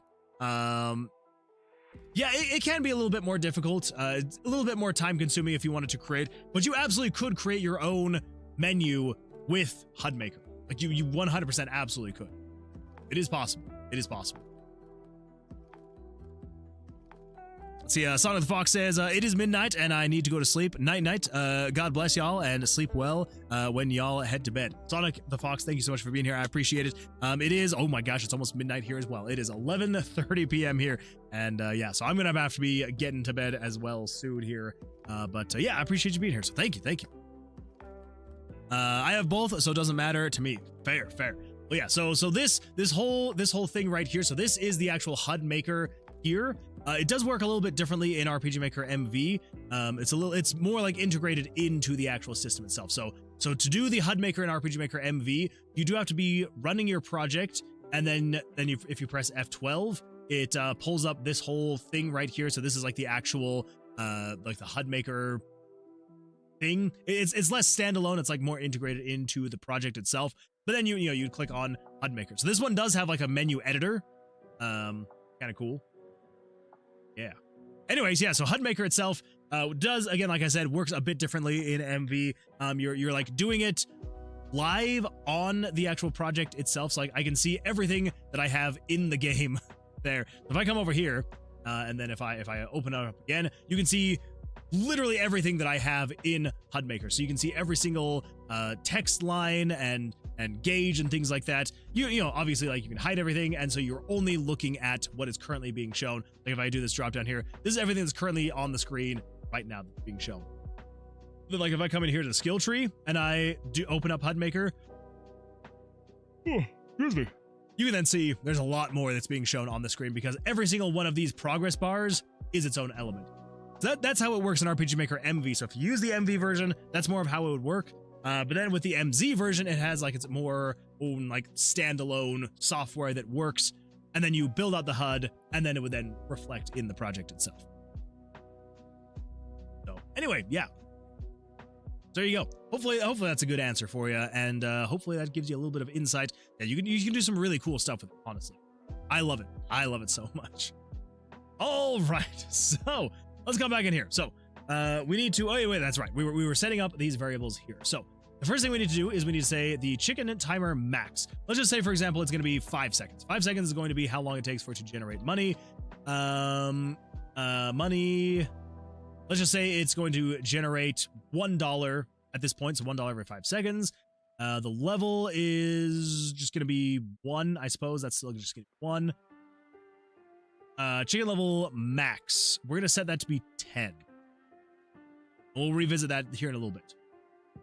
And the chicken upgrade cost, let's set that to be 5, I suppose. Sure, why not? Why? All right, so now over here. So if chicken 1 spawned is on. So if it is on, basically we just want to say,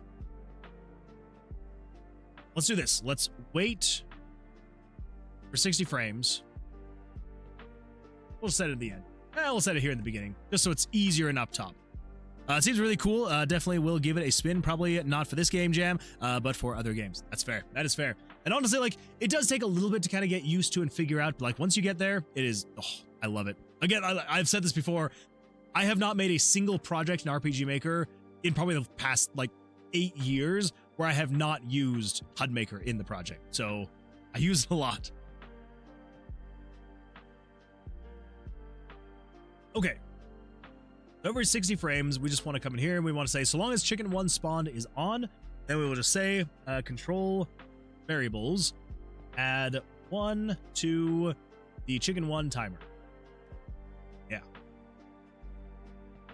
Cool. And then we will just say conditional branch. If the variable chicken timer is greater than or equal to chicken timer max, then we just want to say control variables. It's first what we want to say player monies. I don't know why I'm calling them monies. We're going to call them monies. Player monies. Yeah. Okay, so then we just want to say player money. Yeah, player money, add chicken 1 monies. So it's just adding however much money the chicken 1 should add to your money pool. It's adding that to it. And then we'll just say control set chicken 1 timer, set it down to 0. Yeah. Cool. Let's see what that looks like. Wait. I need to come in here now, refresh, and then on the picture gauge, we need to say the gauge value is going to be based off of a variable chicken timer and chicken timer.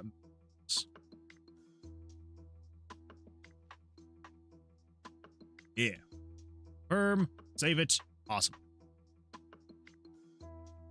All right. Should be empty, which is correct. If we open this box, wha-bam!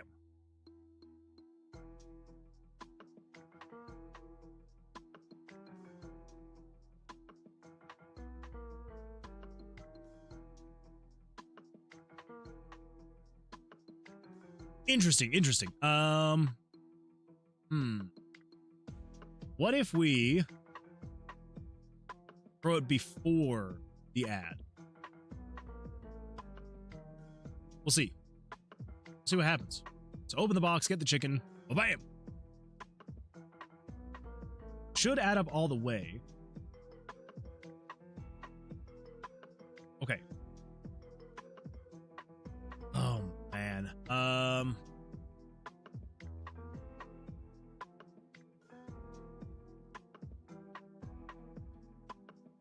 Else handler.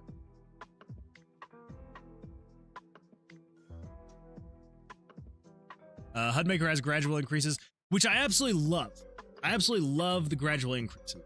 I'm just trying to decide how I'm going to make it look best visually.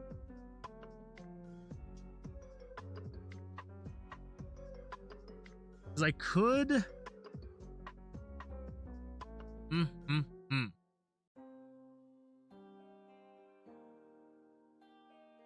I don't know. IC Industries says, hello, this looks amazing. First of all, welcome, glad you're here, and thank you, I appreciate that. It's coming along, slowly but surely, we're getting there. We're getting there. But how you doing? How's your week going so far? Look, it says, just a reminder, if you want a chance to win a free Steam key, join the Discord and react within the giveaway channel. Drawing is this Sunday. We'll also post some questions during stream for additional chances. Yes, absolutely, yes. If you are not a part of the Discord yet, there should be a link. If you're over on YouTube, there should be a link on my channel. And yeah, if you would like to, there is a giveaway channel on there, and you will react to this week's post. And then we're going to be doing a drawing. And then, of course, if you're over here on Twitch, there is the link as well, which I guess I can also just grab that and we could post that over on YouTube. So if you're interested, there is the link to the Discord channel. And yeah, we will be doing a giveaway, Steam giveaway. Oh my gosh, I sound like friggin' Porky Pig there. A giveaway on the Sunday stream. We will be, because Loki was kind enough, because he's got a plethora of unused Steam keys, is going to be giving away a whole bunch of Steam keys to the community. So yeah, so we're going to be having a weekly drawing on Sundays. And yeah, so if you would like a chance to potentially win, come join the Discord and react to the message in the giveaway channel, and you will have a chance to win a Steam key. Should be a good time. Yeah, IC Industries says, I'm good at working on translations for my game right now. That is a huge undertaking. That is massive. I hope that it goes well for you. I'll def join the Discord. Surprise, I haven't joined sooner. I mean, come on. No, you're good. But it will be fun to have you there. So thank you. I appreciate it. All right. So, I think...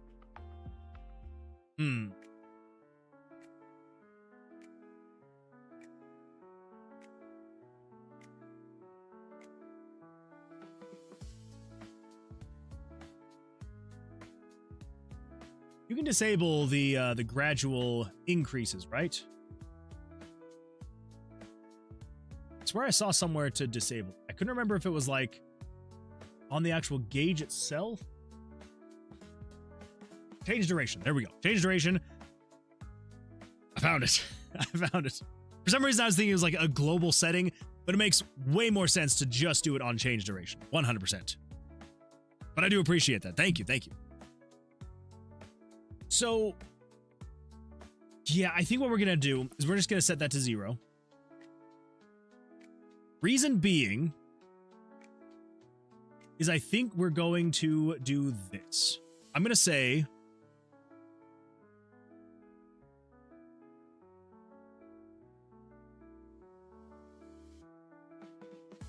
This will make it easier. Excuse me. Yeah, this will make it easier. 60 times 5, that's right, 300, of course. We'll just set that to 300. And then we'll just say, just every frame, update this, and we will then say, if chicken timer is greater than or equal to chicken timer max, set that to 0, and then we can just come over here, get rid of that else, set it to 0, okay. Yeah, that way we won't be... Because, again, I absolutely love the transition animation. Love it so much.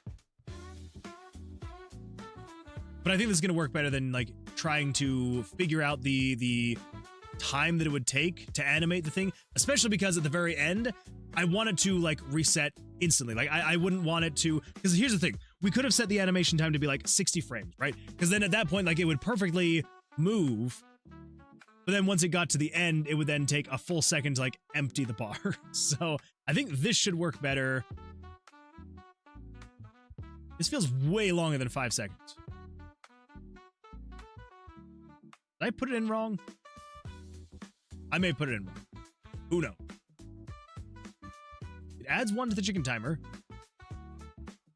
Every frame. You're 300.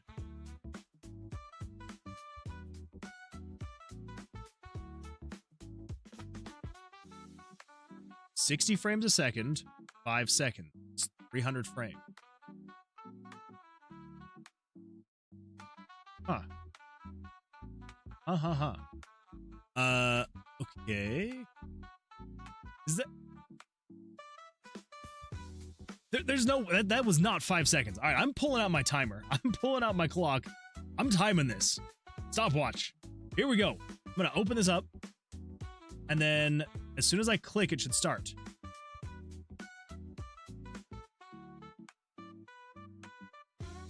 .5 seconds.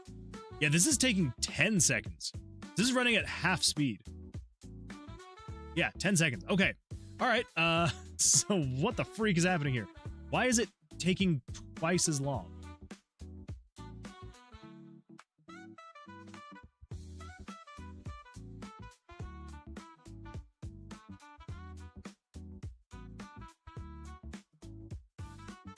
I'm assuming I should have the wait there.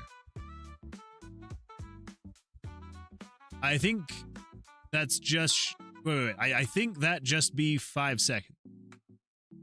It's not. It's not. I mean, 300 frames is 5 seconds if it's running at 60 frames per second.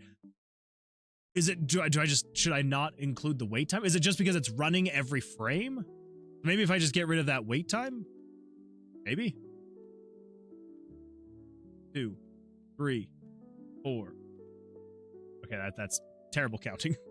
Let me just come in here, reset. Okay, so as soon as it fills up, start. And stop. 5 seconds. Okay, all right, cool. Never mind. So I just need to not have that wait time. I assumed that I needed to add a 1 frame wait time. Because it already runs at 60 FPS, so you're making it wait an extra frame at therefore 30 FPS. That's a good point. That's a good point. Yeah, fair. Okay, cool. So we do not need to have a wait time there. We just need to have that going. Yeah. All right, cool. Yeah. So, that's that now. Awesome. Now let's come in here. So we want to say, so player money plus chicken money. Fair. I guess what we could do. Okay, all right. I'm trying to remember. Can you add... Can you add like a background reference image? I mean, I guess I could just say, hey, add a picture that is... Wait, I don't have... I guess I could just add that for now. Move that over to there. Close enough. Okay, so let's add a component. We're going to say add... Wait, I need to save it and refresh. Now, let's add a component. We're going to add text. This is going to be a variable. It's going to be the player money. Player money. Okay, so you are going to be...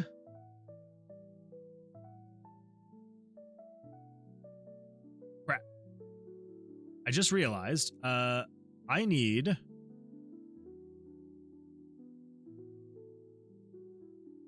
What font am I using here? Oh, this is the Tomb of Versilius font 2. Okay. I think I'm just going to keep using this font. I think it works fine. All right. Not the worst thing in the world. Not the best thing in the world, but not the worst thing in the world. If we go over to downloads. Thank you, Axel_Benedict, for maintaining the Moonwood Alliance for 11 months. Thank you so much, Axel. I appreciate that. Holy smokes. 11 months is absolutely wild. I appreciate it. So thank you. Thank you. Yeah, 11 months. So close to a year. A year. You're so close. You're almost there. Almost there. Not bad. Not bad. Axel, thank you so much. I do appreciate it. Thank you. Thank you. So Tomb of Versilius fonts, and we want to grab the Tav font 2. I think that's the one. And then we come over here to unboxed fonts, and oh.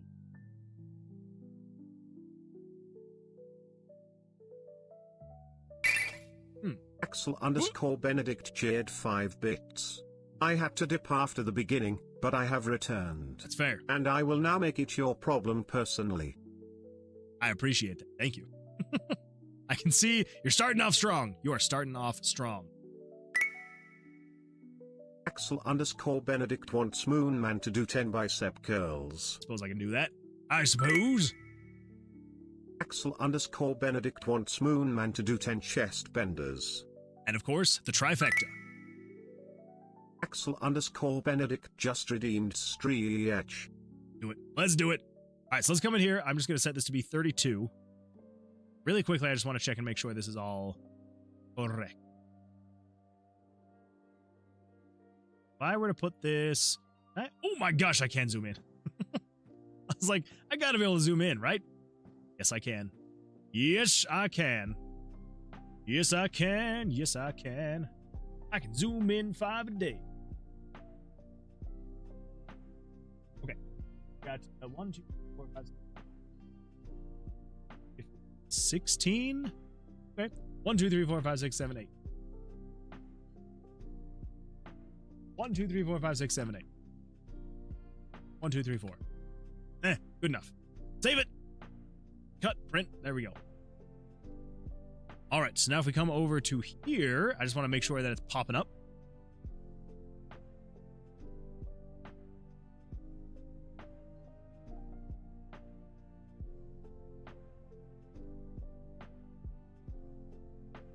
You know, I just realized. Dominating. This is a picture that shows above HUD Maker.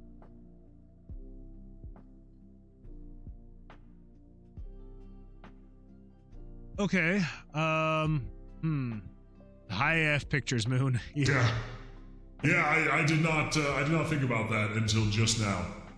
As soon as I was like, I saw it and I was like, why can I not see it? And then it hit me and I'm like, crap. Because I'm like, I want this to show up behind it. Oh, dang it. Okay, all right. Okay, I'm gonna think about that while we're doing some bicep curls, some chest benders, and some stretching. So let's crank the jams and get in there, and then we'll figure it out. We'll figure something out. It's gonna happen. Here we go. Ugh.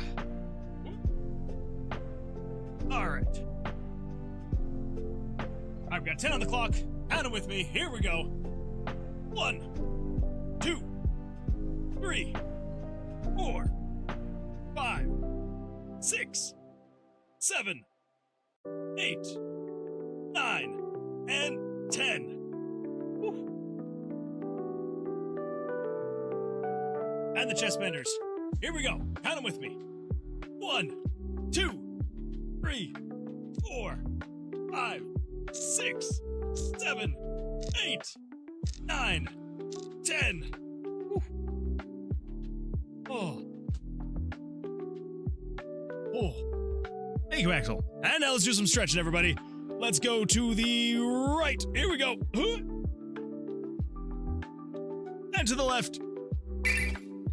Axel_Benedict Jed 5 bits. Squeak, squeak, squeak, squeak, squeak, squeak, squeak, squeak, squeak, squeak. Don't make fun of my exercise equipment. It's a little squeaky, all right? But it gets the job done.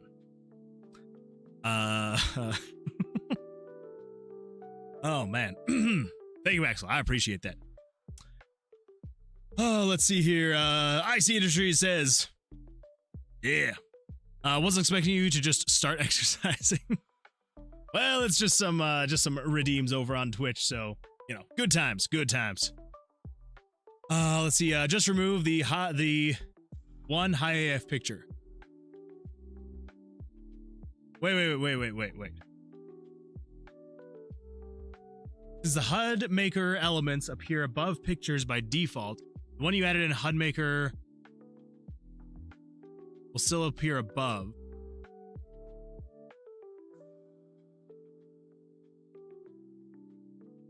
Oh, I see what you're saying. You can drag the component using the right click on the right side.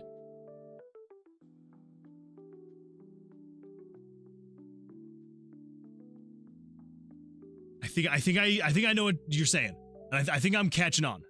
And I think I'm having the same thought. So, yeah, I think what we're gonna do is we do not show picture 191. We don't need you anymore. Get rid of 191. Get rid of it. And then over here,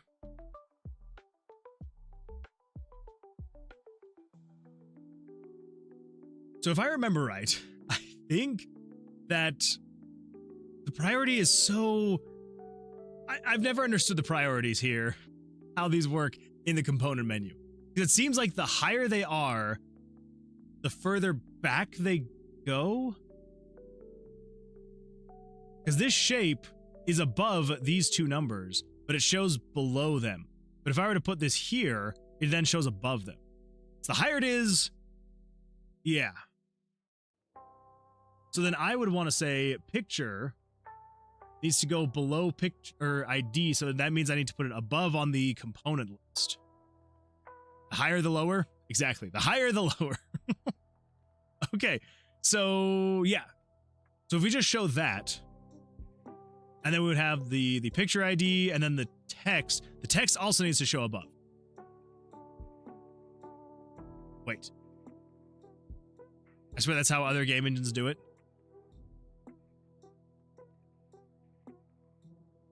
I mean, like, I'm kind of considering it like in Photoshop, right? Like in image editors. So it's like, you know, anything higher above, it's like, so you got all the layers here, right? So anything that's like here, it's like this UI, since it's higher than, say, for example, the items, the UI goes above the items. But then since, say, for example, you know, this one is above UI, it then goes above that. So I don't know, that's how in my head I always think that it should be, is that, like, you know, so say, for example, like with these three things right here, so these two text IDs and then the shape, the way that I would do it is I would say, okay, the shape should be below the text to show below the text. I don't know, that's how I see it. So, I don't know. Let's see here. Let's see. Cocodale Music says, a happy affiliate anniversary. I appreciate that. Thank you so much. Thank you. Welcome. Also, glad you're here. Hopefully you're having an absolutely fantastic week so far. Lumberdev says, Photoshop was made by smarter people. No, it wasn't. You obviously don't know the people at Adobe. They're not smart. Let's see. Hot Mess Art, first time chatter. So first of all, welcome. I'm glad that you're here. It says, do you make pixel art games? A lot. I'm in school now and thinking about trying it out. Well, I'm gonna say yes, because I guess that really is a lot of what I make is pixel art stuff. So yeah, I love pixel art. It is absolutely fantastic. I am still learning pixel art. I am not a pro or anything like that. It has definitely been quite a bit of a journey and progress and stuff like that so far. But I do love making pixel art games. I will say that. I find it a lot easier to do than making other forms of art. So I guess the answer to your question, yes. Yes, I do. No, you're definitely so correct. I would do it differently if I could go back and do it again. No. Summer Dev, you're fine. Don't worry about it. I just keep in mind that the higher, the lower. So there we go. So the picture needs to show above the picture gauge. So the picture gauges need to be here. Okay, so actually, let's do this. Never mind. Wait. How do you make groups again? Add component, group. We're gonna call this one the chicken progress. Chicken timers? Chicken timers. There we go. Chicken timers. It's chicken timers. Nope. Take that out of there. Chicken timers goes here. And then we're going to say, let's create a new group. This one's going to be the player currencies.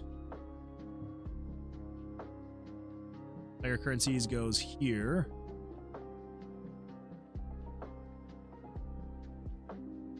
That goes there. Okay. So, yeah, player currencies. You got the chicken timers. Okay. So I should be able to save that. And then if I come over to here, it should show currency. And you should be able to do this. Yes, there we go. Oh, saved it. Saved it. Thank you, some Randev. I appreciate it. Let's see. Hot Mess Art says, thanks. Of course, you're welcome. Yeah. And again, like, yeah, welcome. Glad you're here. And yeah, hope you're having an absolutely fantastic week so far. And I think it'll be a lot of fun. I think you definitely should pursue it if it's something that you have interest in. Because here's the thing. It's better to try and then realize it's not something you want to do than never try and always wonder if it would have been something that you would have enjoyed. So yeah, give it a shot, give it a try. And if you love it, great. If you don't, hey, no harm, no foul. So, okay, so let's give it a try. Let's just see what happens. Leghorn unlocked. There we go. It should,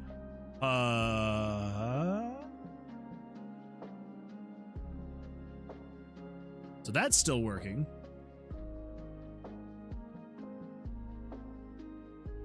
Interesting. Interesting. Did I...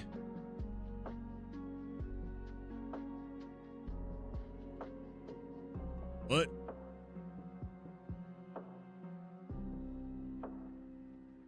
Is it group shenanigans? Is it because I need to have this on the group now instead of the individual thing?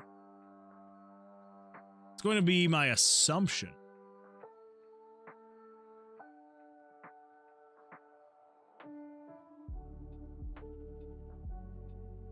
And if that is incorrect, yes, put it on the group. Okay, all right, cool. Again, that was my assumption, but I was like, I don't want to like, you know, assume and have it be incorrect. Because that would just make an ass out of, well, me. Specifically, just me, yeah. Okay, let's open this box. Open the box. Hey, look at that. Oh, it's coming along. It is coming along. Okay, there we go. So that's good to go. Awesome. You might need to tinker with the number in the code. No way! I know, right? It worked perfectly. Perfectly. Now, this will introduce... This could introduce potential weirdness. I will have to make sure that all of these bars are spaced evenly now. Which is fine. I can do that. I can do that. Now anything you put in the group will also sync with the picture without extra work. True, but that will mean that I will have to space. Thanks for the follow, Hot Messert. Hot Messar, thank you so much for the follow. I appreciate it. Thank you, thank you. But yeah, so basically I will have to make sure though that if I were to do this, I would essentially, yeah. So if I paste a copy, and then let's say for example. Should probably actually name these. Here we go. Chicken 1 timer. Chicken 2 timer.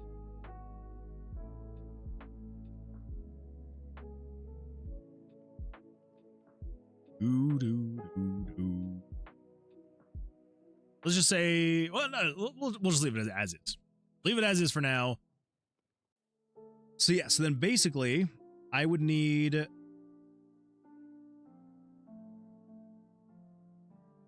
Wait a minute.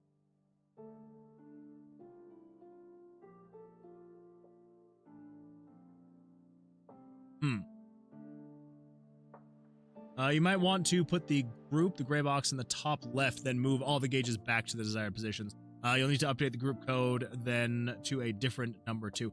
That's what I was kind of thinking, yeah. Can I...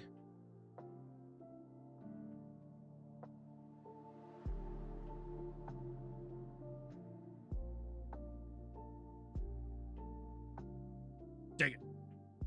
I was hoping I could move the group without moving the gauges. But apparently not. And that's fine. That is all right. Okay, so yeah, so if we go top left corner, you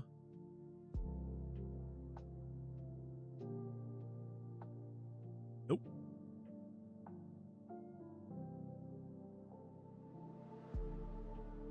Oh well, we'll figure it out. We'll get into this place.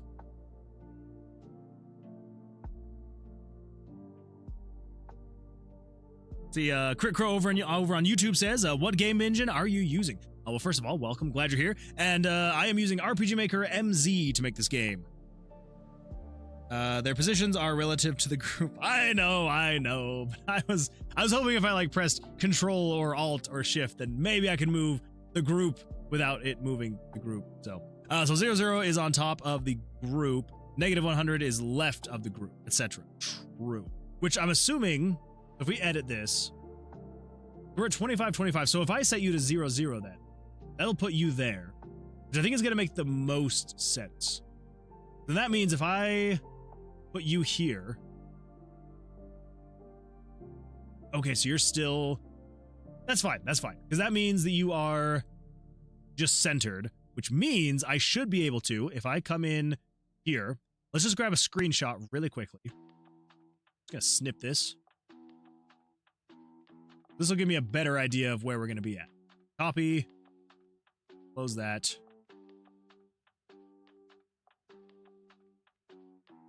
Because again, I have the menu slightly off in here than I do in Photoshop, and so I'm not exactly sure where it would be. But if we do this, new, okay, then if we grab, let's see, where would it be? We want, where are you? Don't want that. We want images, pictures. Nope, we want image, system. That's the one. Okay, so to set this correctly, we want you to be at there. Okay, so you should be showing at 248, 116. I think. 248, 116. 248, 116? Let's see. LMFAO, sorry. Temporary creates a picture that is the UI that will be below the gauges so you can line them up easier. Temporary. Temporary create. Oh, temporarily create a picture that is the UI that will. Oh, yeah. Okay. Yeah. I got you. Although I'm now realizing, I'm thinking / realizing, I think I need to consider the position of the picture too.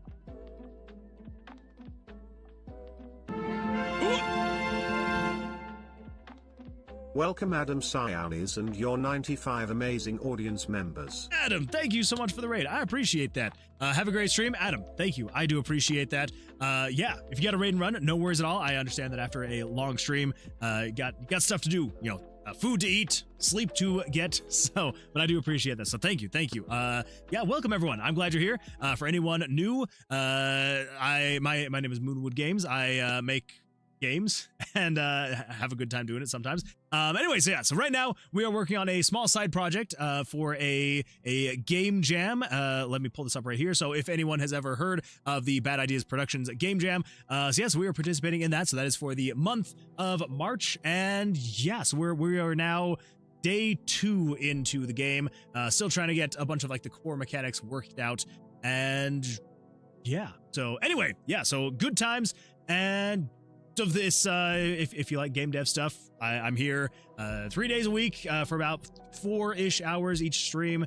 And yeah, so normally I'm making a completely different game, but for this one, just kind of make it a fun, goofy little game. Should be a good time. I hope it'll be a good time. So anyway, so if that seems like the kind of thing, would absolutely love a follow. If not, totally understandable. And yeah, I do appreciate you being here though. So thank you. See, Unknown Artist is back again. Welcome back again, Unknown Artist.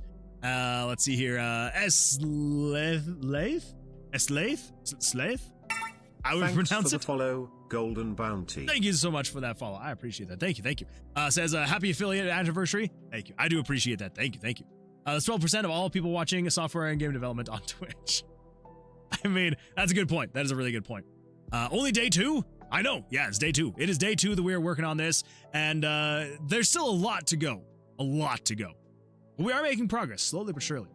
Okay, so how is this off? This seems like it's off by about like 100 pixels. So that's 233, 115. So what would we be looking at in terms of, because the picture is showing at 462, a Y position of 462. Doesn't your stream usually end around this time? We will be getting close. Yeah. So I've probably got another 25 minutes left. So, and then we'll find someone to raid so that we don't have everyone just run into a dead end, you know? It's because the update code in the group shifts it above the picture by 400 pixels, I think.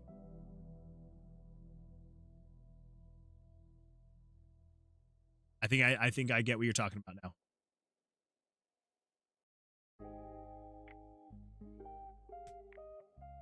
Yes. Okay. Yeah, so minus 346.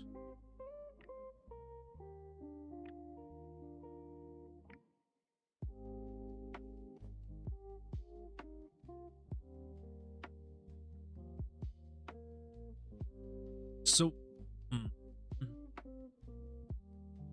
so I just have to think about where would this go. So we're setting it to, okay, so we're setting it to its origin point. So the center origin point. And then we need to say,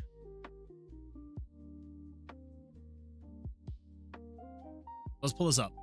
So pull you up. The center on here, that's 44, so we'd be looking at 22. That's the center right there. I should be able to come down to, say, here-ish. There's the center here. 345. That doesn't seem right. That is also 346. 345, 346, something like that. I've been inverted. But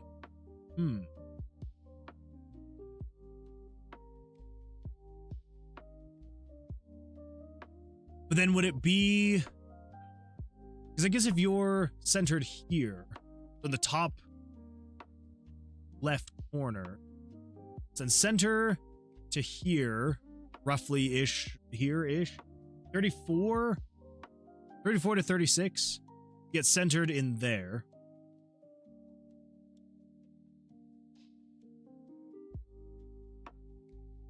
You know what, we're just going to get it close. Let's just set it to minus 246, or to be... I need to increase it. I think I might actually need to increase it, not decrease it. Yay for trial and error. I know there's some way to like mathematically figure out where that's supposed to go, but I'm too lazy. Okay, yeah, done. I was supposed to go the other way. Yeah, so you would be 446. Shave it. Lay it. Hashed it. Boom, boom, boom. Bloop. Ooh, so close. Let's go another...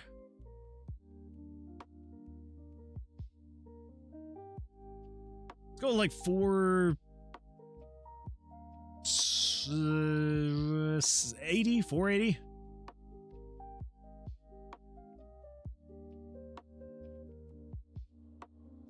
I don't know. We'll see what happens. If I get rid of the wait time for how long it takes the box to spawn. Ooh, just a little bit too much. But I can do this, because I'm freaking weird.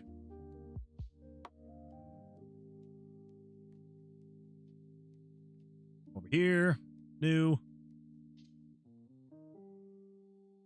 Okay, so this needs to shift down. 18. Okay. All right, so we need to shift you down 18. So let's edit. Come over here. Come over here. Oh, because I'm feeling lazy. 462. All right. 462. Confirm, confirm, confirm. Save it. Come over here. Lay it. Drop the box. There we go. Awesome. Now, really quickly, just to see. So we've got...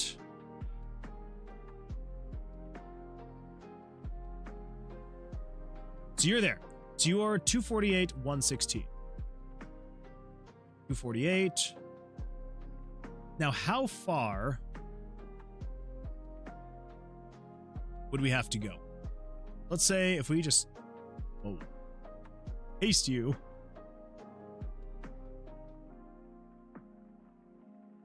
Let's say if we were to get something to go from here down to here. Whoops, down to here.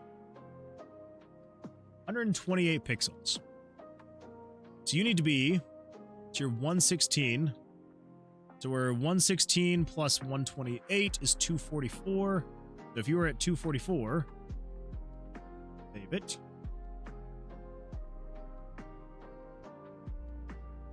And we open the box. Whoop, whoop. There we go. That's what it would look like. Cool. Okay, well, there's that. Now we need to get the timers. Here we go. Let's see here. Unknown says, did I miss the coin flip at the start of the stream? You did not. I completely forgot to do one. Ugh. It was a bit of a weird start to the stream. I feel like anytime I do anything other than Tomb of Versilius, it just kind of becomes a weird stream. But anyway, yeah, so you did not miss it. We just didn't do one, which is my bad. I apologize. I apologize. See, Hot Mess Heart says, I'm dead. Nice. Thank you. I appreciate that. Let's see. Could you possibly play my game a little? There's like 10 minutes of content. I might be able to do that on the Sunday stream. Yeah, I just everything's like the time is so limited to try and get this thing out there. I'm just like I know there's only like 10 minutes, and especially because like I've played it. I think I've played it. Maybe I haven't played it. I don't think I have. So the hope will be on the next stream. The next stream. I'll flip a coin and tell Moon the results and who to give points to. That works. That works. Let's see. Skunk Girl says, what's your favorite part? Game dev. Mine is art and music. That's a tough question. I would say probably my favorite thing, which is also my least favorite thing, but my favorite thing is when I am working on something, I get stuck on something, and then I finally find the solution. There's just something so satisfying about finding that solution and just having it all click. Like, it just, it makes me very happy. It makes me very happy when that happens.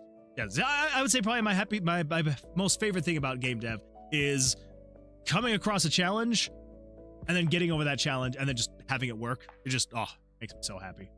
Brings a smile to my face. Makes me cheer. Okay, so what's the next thing on the list of things we need to add? If we come over here, let's close you. We need the level. We need the level and the level progress. So,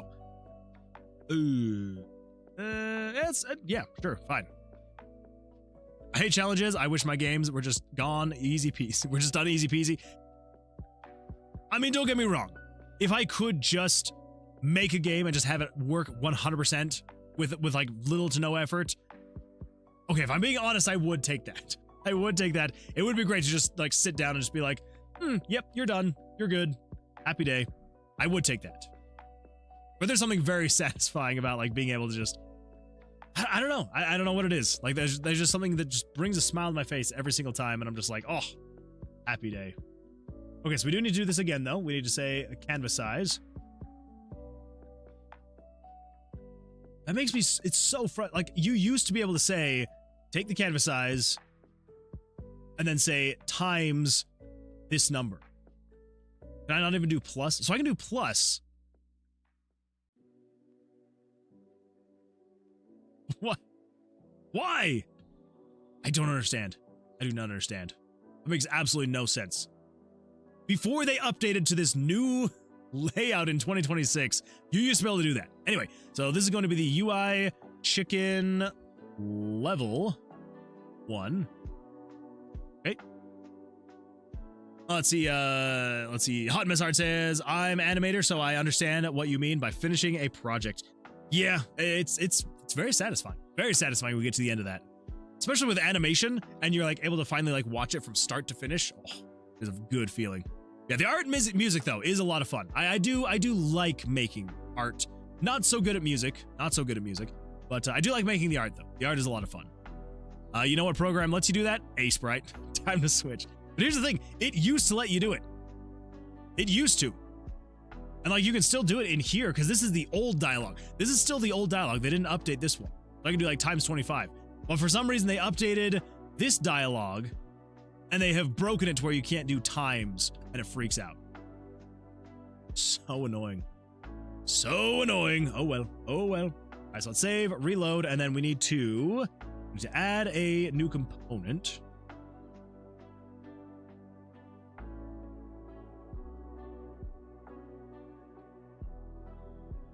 I'm gonna do this. We're gonna do this. Let's do that. Okay. And then come back over here. Do I still have the... I don't think I still have the snip. I doth not. Wait. I doth. Okay. So, we need to say, set you...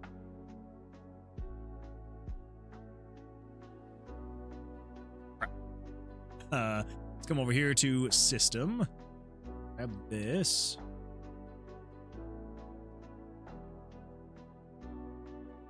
Mm.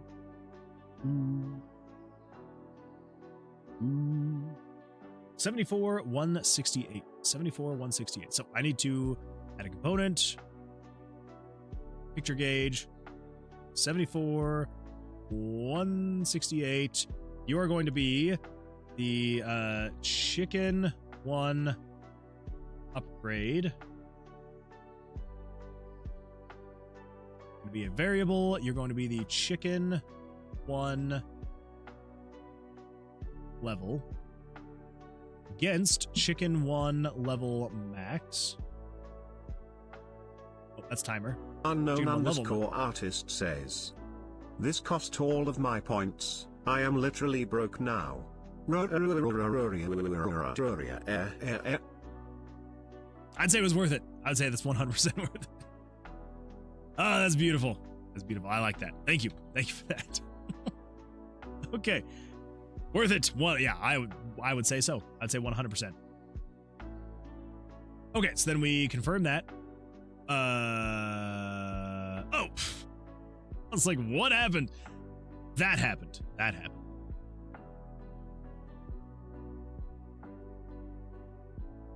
Okay. You should be... We're like 76, 74, 168. 74, 168. Okay, now I save that. And if we come over here,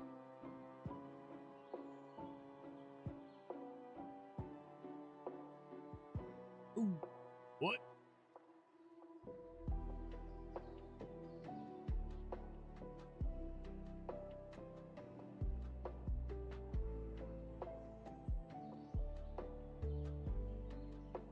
Oh, it's because of the switches. Why did I add so many switches? Why? Okay, level...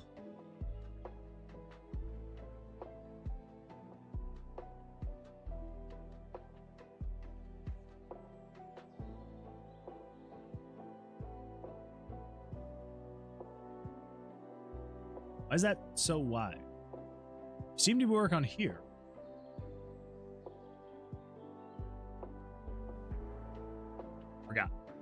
Forgot I've got to set the width appropriately, which is 88. You are a width of 88. Okay, save that. Now we come back in here. That should be good to go. There we go. There we go.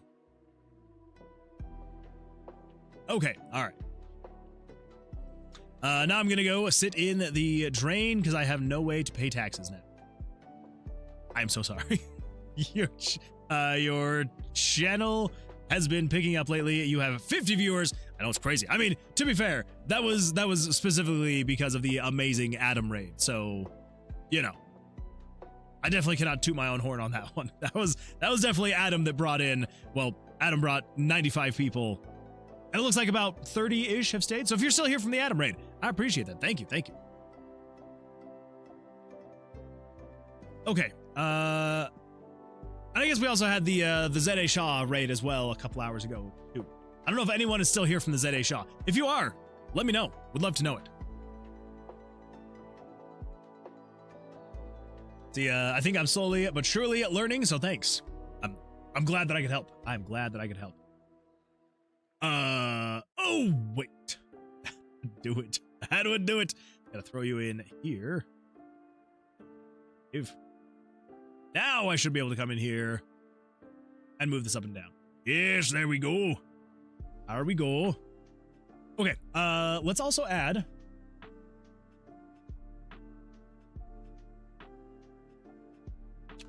should probably name you Gauge. I should probably name you Upgrade Gauge. call you the chicken 2 timer gauge, because we are going to have other text components. So, this one is going to be a little bit bizarre. Oh my gosh, this thing is frozen so many times tonight. Jeez. So this is going to be the chicken 1 timer counter. Sure.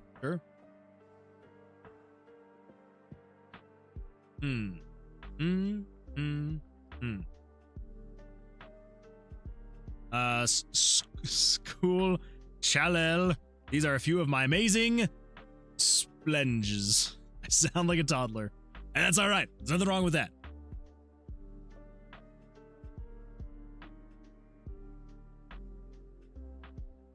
Okay.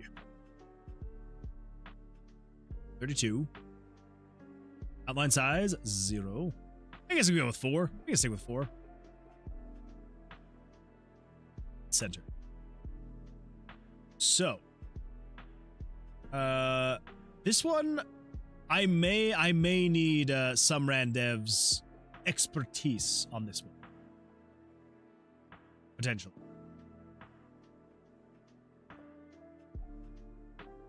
I basically have the brain capacity of a toddler. No, you don't. No.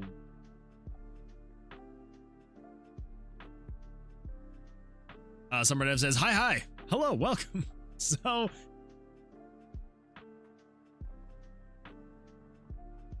I need 1 minute bathroom. You're good. I just want to see.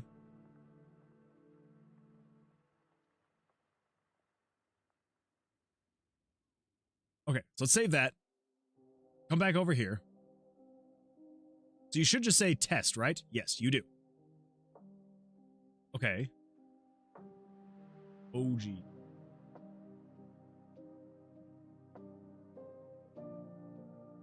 There we go.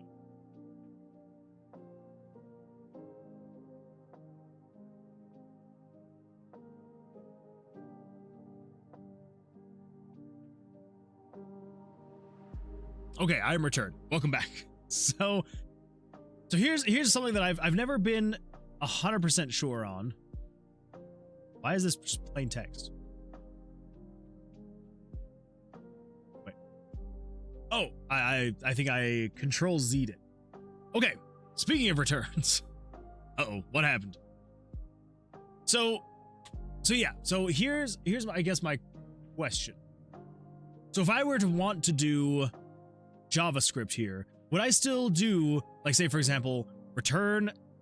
I wouldn't do return and then quotation marks, but I do return and then like game variables dot value. What would it be, like 20, whatever this one is. This is the level, so 64. Crap. Dang it. Game variables dot value 64. Would I do that to get it to show in here? I feel like that's not the case.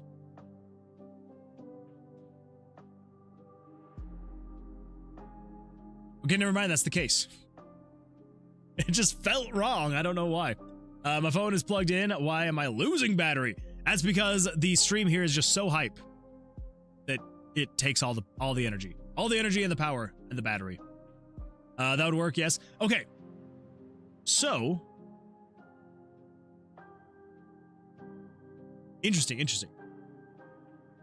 So I'm also just now realizing this is actually supposed to be the counter timer, not the level up. Okay, so let's do this. So let's move that over to there. Now, let's say.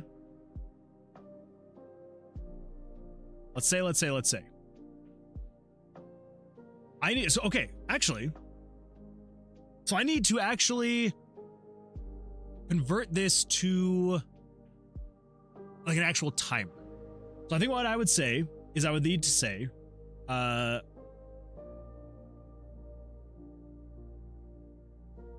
would I just say math floor?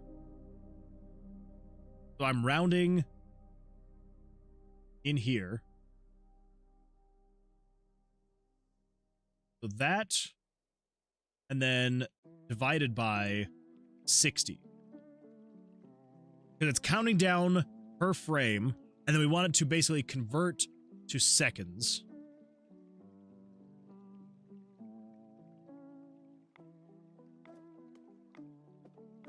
I guess we'll find out.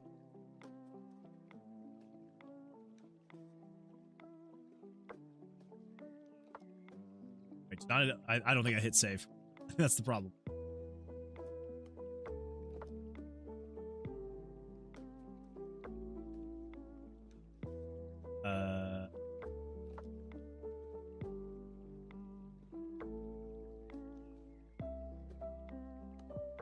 What?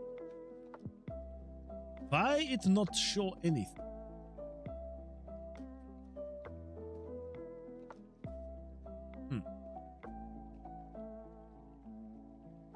At some Rendev, you know RPG Maker stuff, right? I've dabbled a tiny bit in RPG Maker stuff, yeah. Maybe check the console for error. Yeah, yeah. I may need to do that.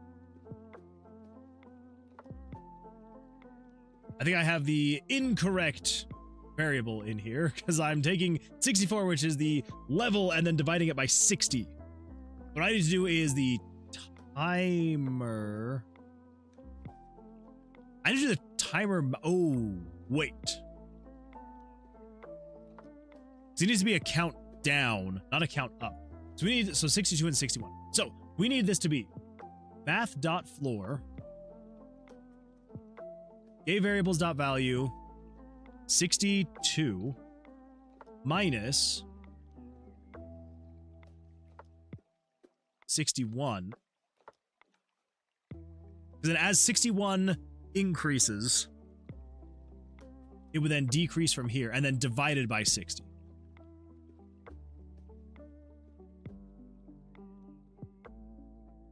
Yeah, well, there's that.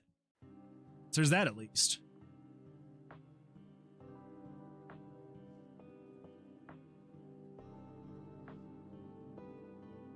And look at that, 300. Don't know why it's not dividing it by 60 yet, but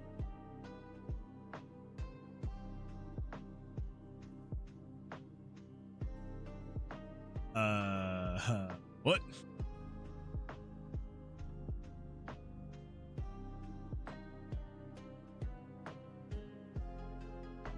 Okay. Okay, do you know how to change the RPG Maker XP font? I'm so desperate. Even if it's wrong, I feel like 0 should still appear though, right? That's what I was assuming. But sorry, my knowledge only applies to MV forward. Why did I have to choose XP? I was like 7 when RPG Maker XP came out. Let's see. Okay, so XP came out in like 2003, 2004. Either you're lying, or yeah, I honestly can't either remember how to change the font in XP. Been a while. Been a minute. Okay. So should I not?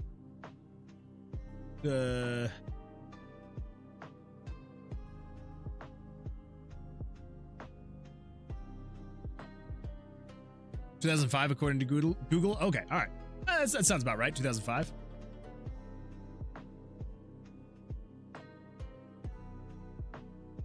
Okay, so that's yeah.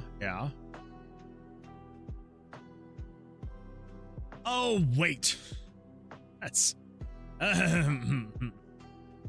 So we need to say math floor,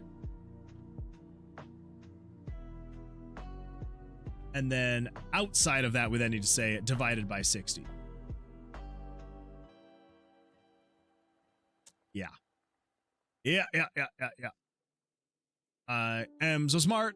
SMRT smart. Why did I not think of that the first time? Oh. Ooh.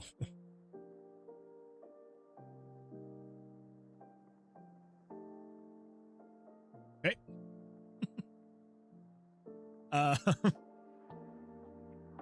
So should it be math.round?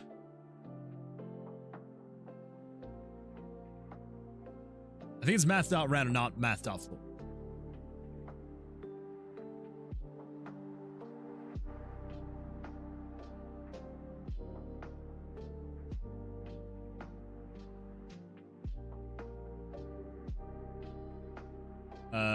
Okay, do I need to do this?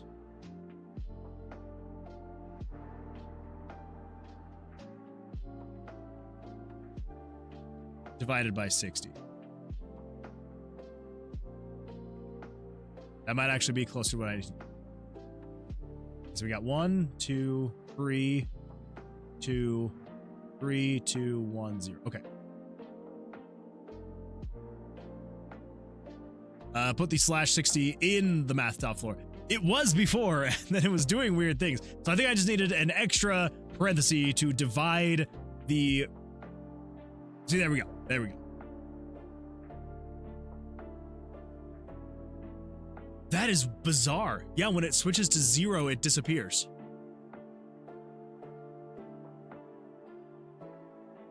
Is that some kind of, like, fail-safe? Or some kind of... It's gotta be something in HUD Maker, right?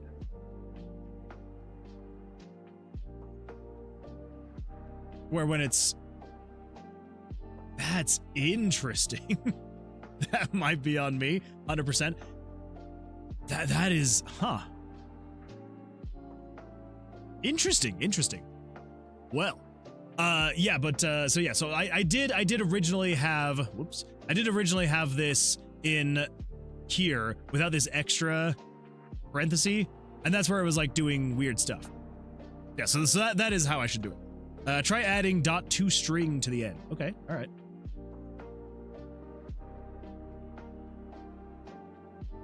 See what happens. Shave it, play it, test it. Ooh. What?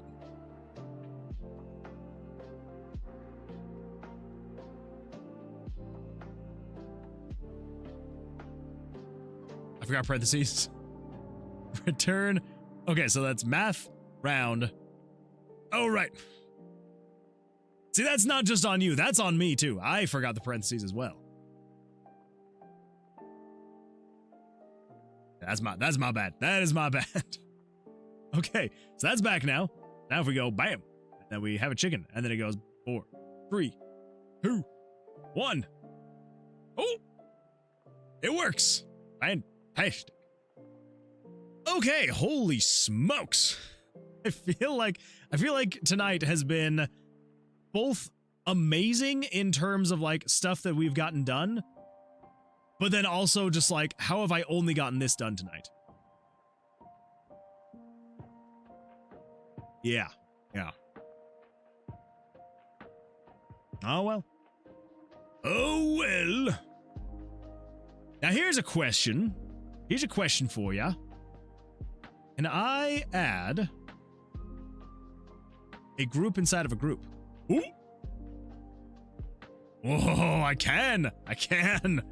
Perfect. Okay, so now we can come in here and we can say you, nope, don't add. We want to edit. So we want to say you are chicken 1 stuffs. Yeah, chicken 1 stuffs. The display condition is going to be if the switch chicken 1 spawned is on. Cool. Oh no. Oh no. I forgot. Groupalicious. Yes, good old Groupalicious. I forgot it was going to have a new spot here. Okay, so what if we take you out of the group, though? I'm just going to put you all back over here.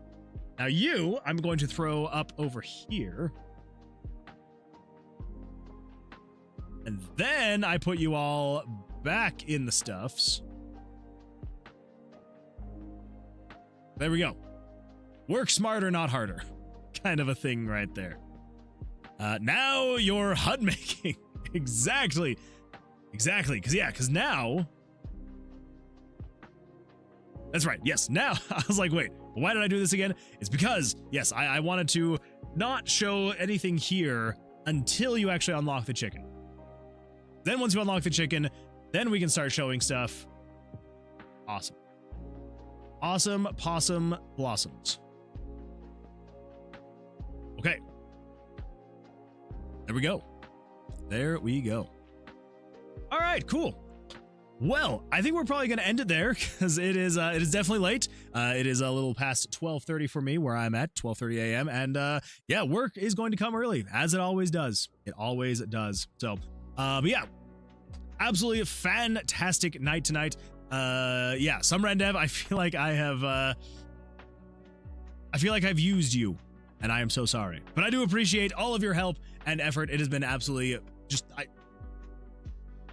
it really should not have taken as long as it did to get the scrolling menu working. It really should not have.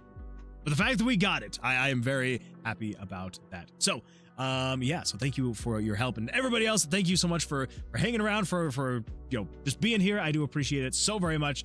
And yeah, so I'm probably going to be working on this a bit between now and the Sunday stream just to try and get a little bit more, probably. Yeah, I'm just going to see what I can do. I'm probably just gonna like fill out some of the systems we already have so I can save like actually building the systems on stream. Who knows what I'm gonna add, but I'm probably gonna make some progress between now and the Sunday stream. We'll see what happens though. So yeah, but anyway, that is neither here nor there. For now though, I hope everyone has an absolutely fantastic rest of your evenings or days, mornings, wherever you may be in this world. It looks like we just got into an ad break, so that's a great time. Anyway, well, if anyone has any suggestions on who we should go raid, let me know. If you're over on YouTube, again, thank you so much for being here. I do appreciate it. And yeah. Hope everyone has an absolutely fantastic rest of their evenings. So again, if you're over here on Twitch, make sure to stick around, and we're going to be going and doing a raid. And yeah, blasted ads. Anyway, cool. All right, well, I do appreciate it. Thank you all so much. And yeah, I will see you all on the Sunday stream. So, and again, remember, I'm probably going to be starting an hour early on Sunday, and then it's going to be off a little bit because of daylight savings time. If you don't know what daylight savings time is, you Google it, I suppose. I already explained it once. So anyway, yes, so I'll see you all on the Sunday stream. Yeah, you heard it here first. Moon used, I did not. Okay, I guess I did say that. So many cool things are happening right now. Sorry you have to miss it. All right. Okay, I'm leaving and we're going to go do a raid. So anyway, yeah, fantastic stuff. Okay, goodbye.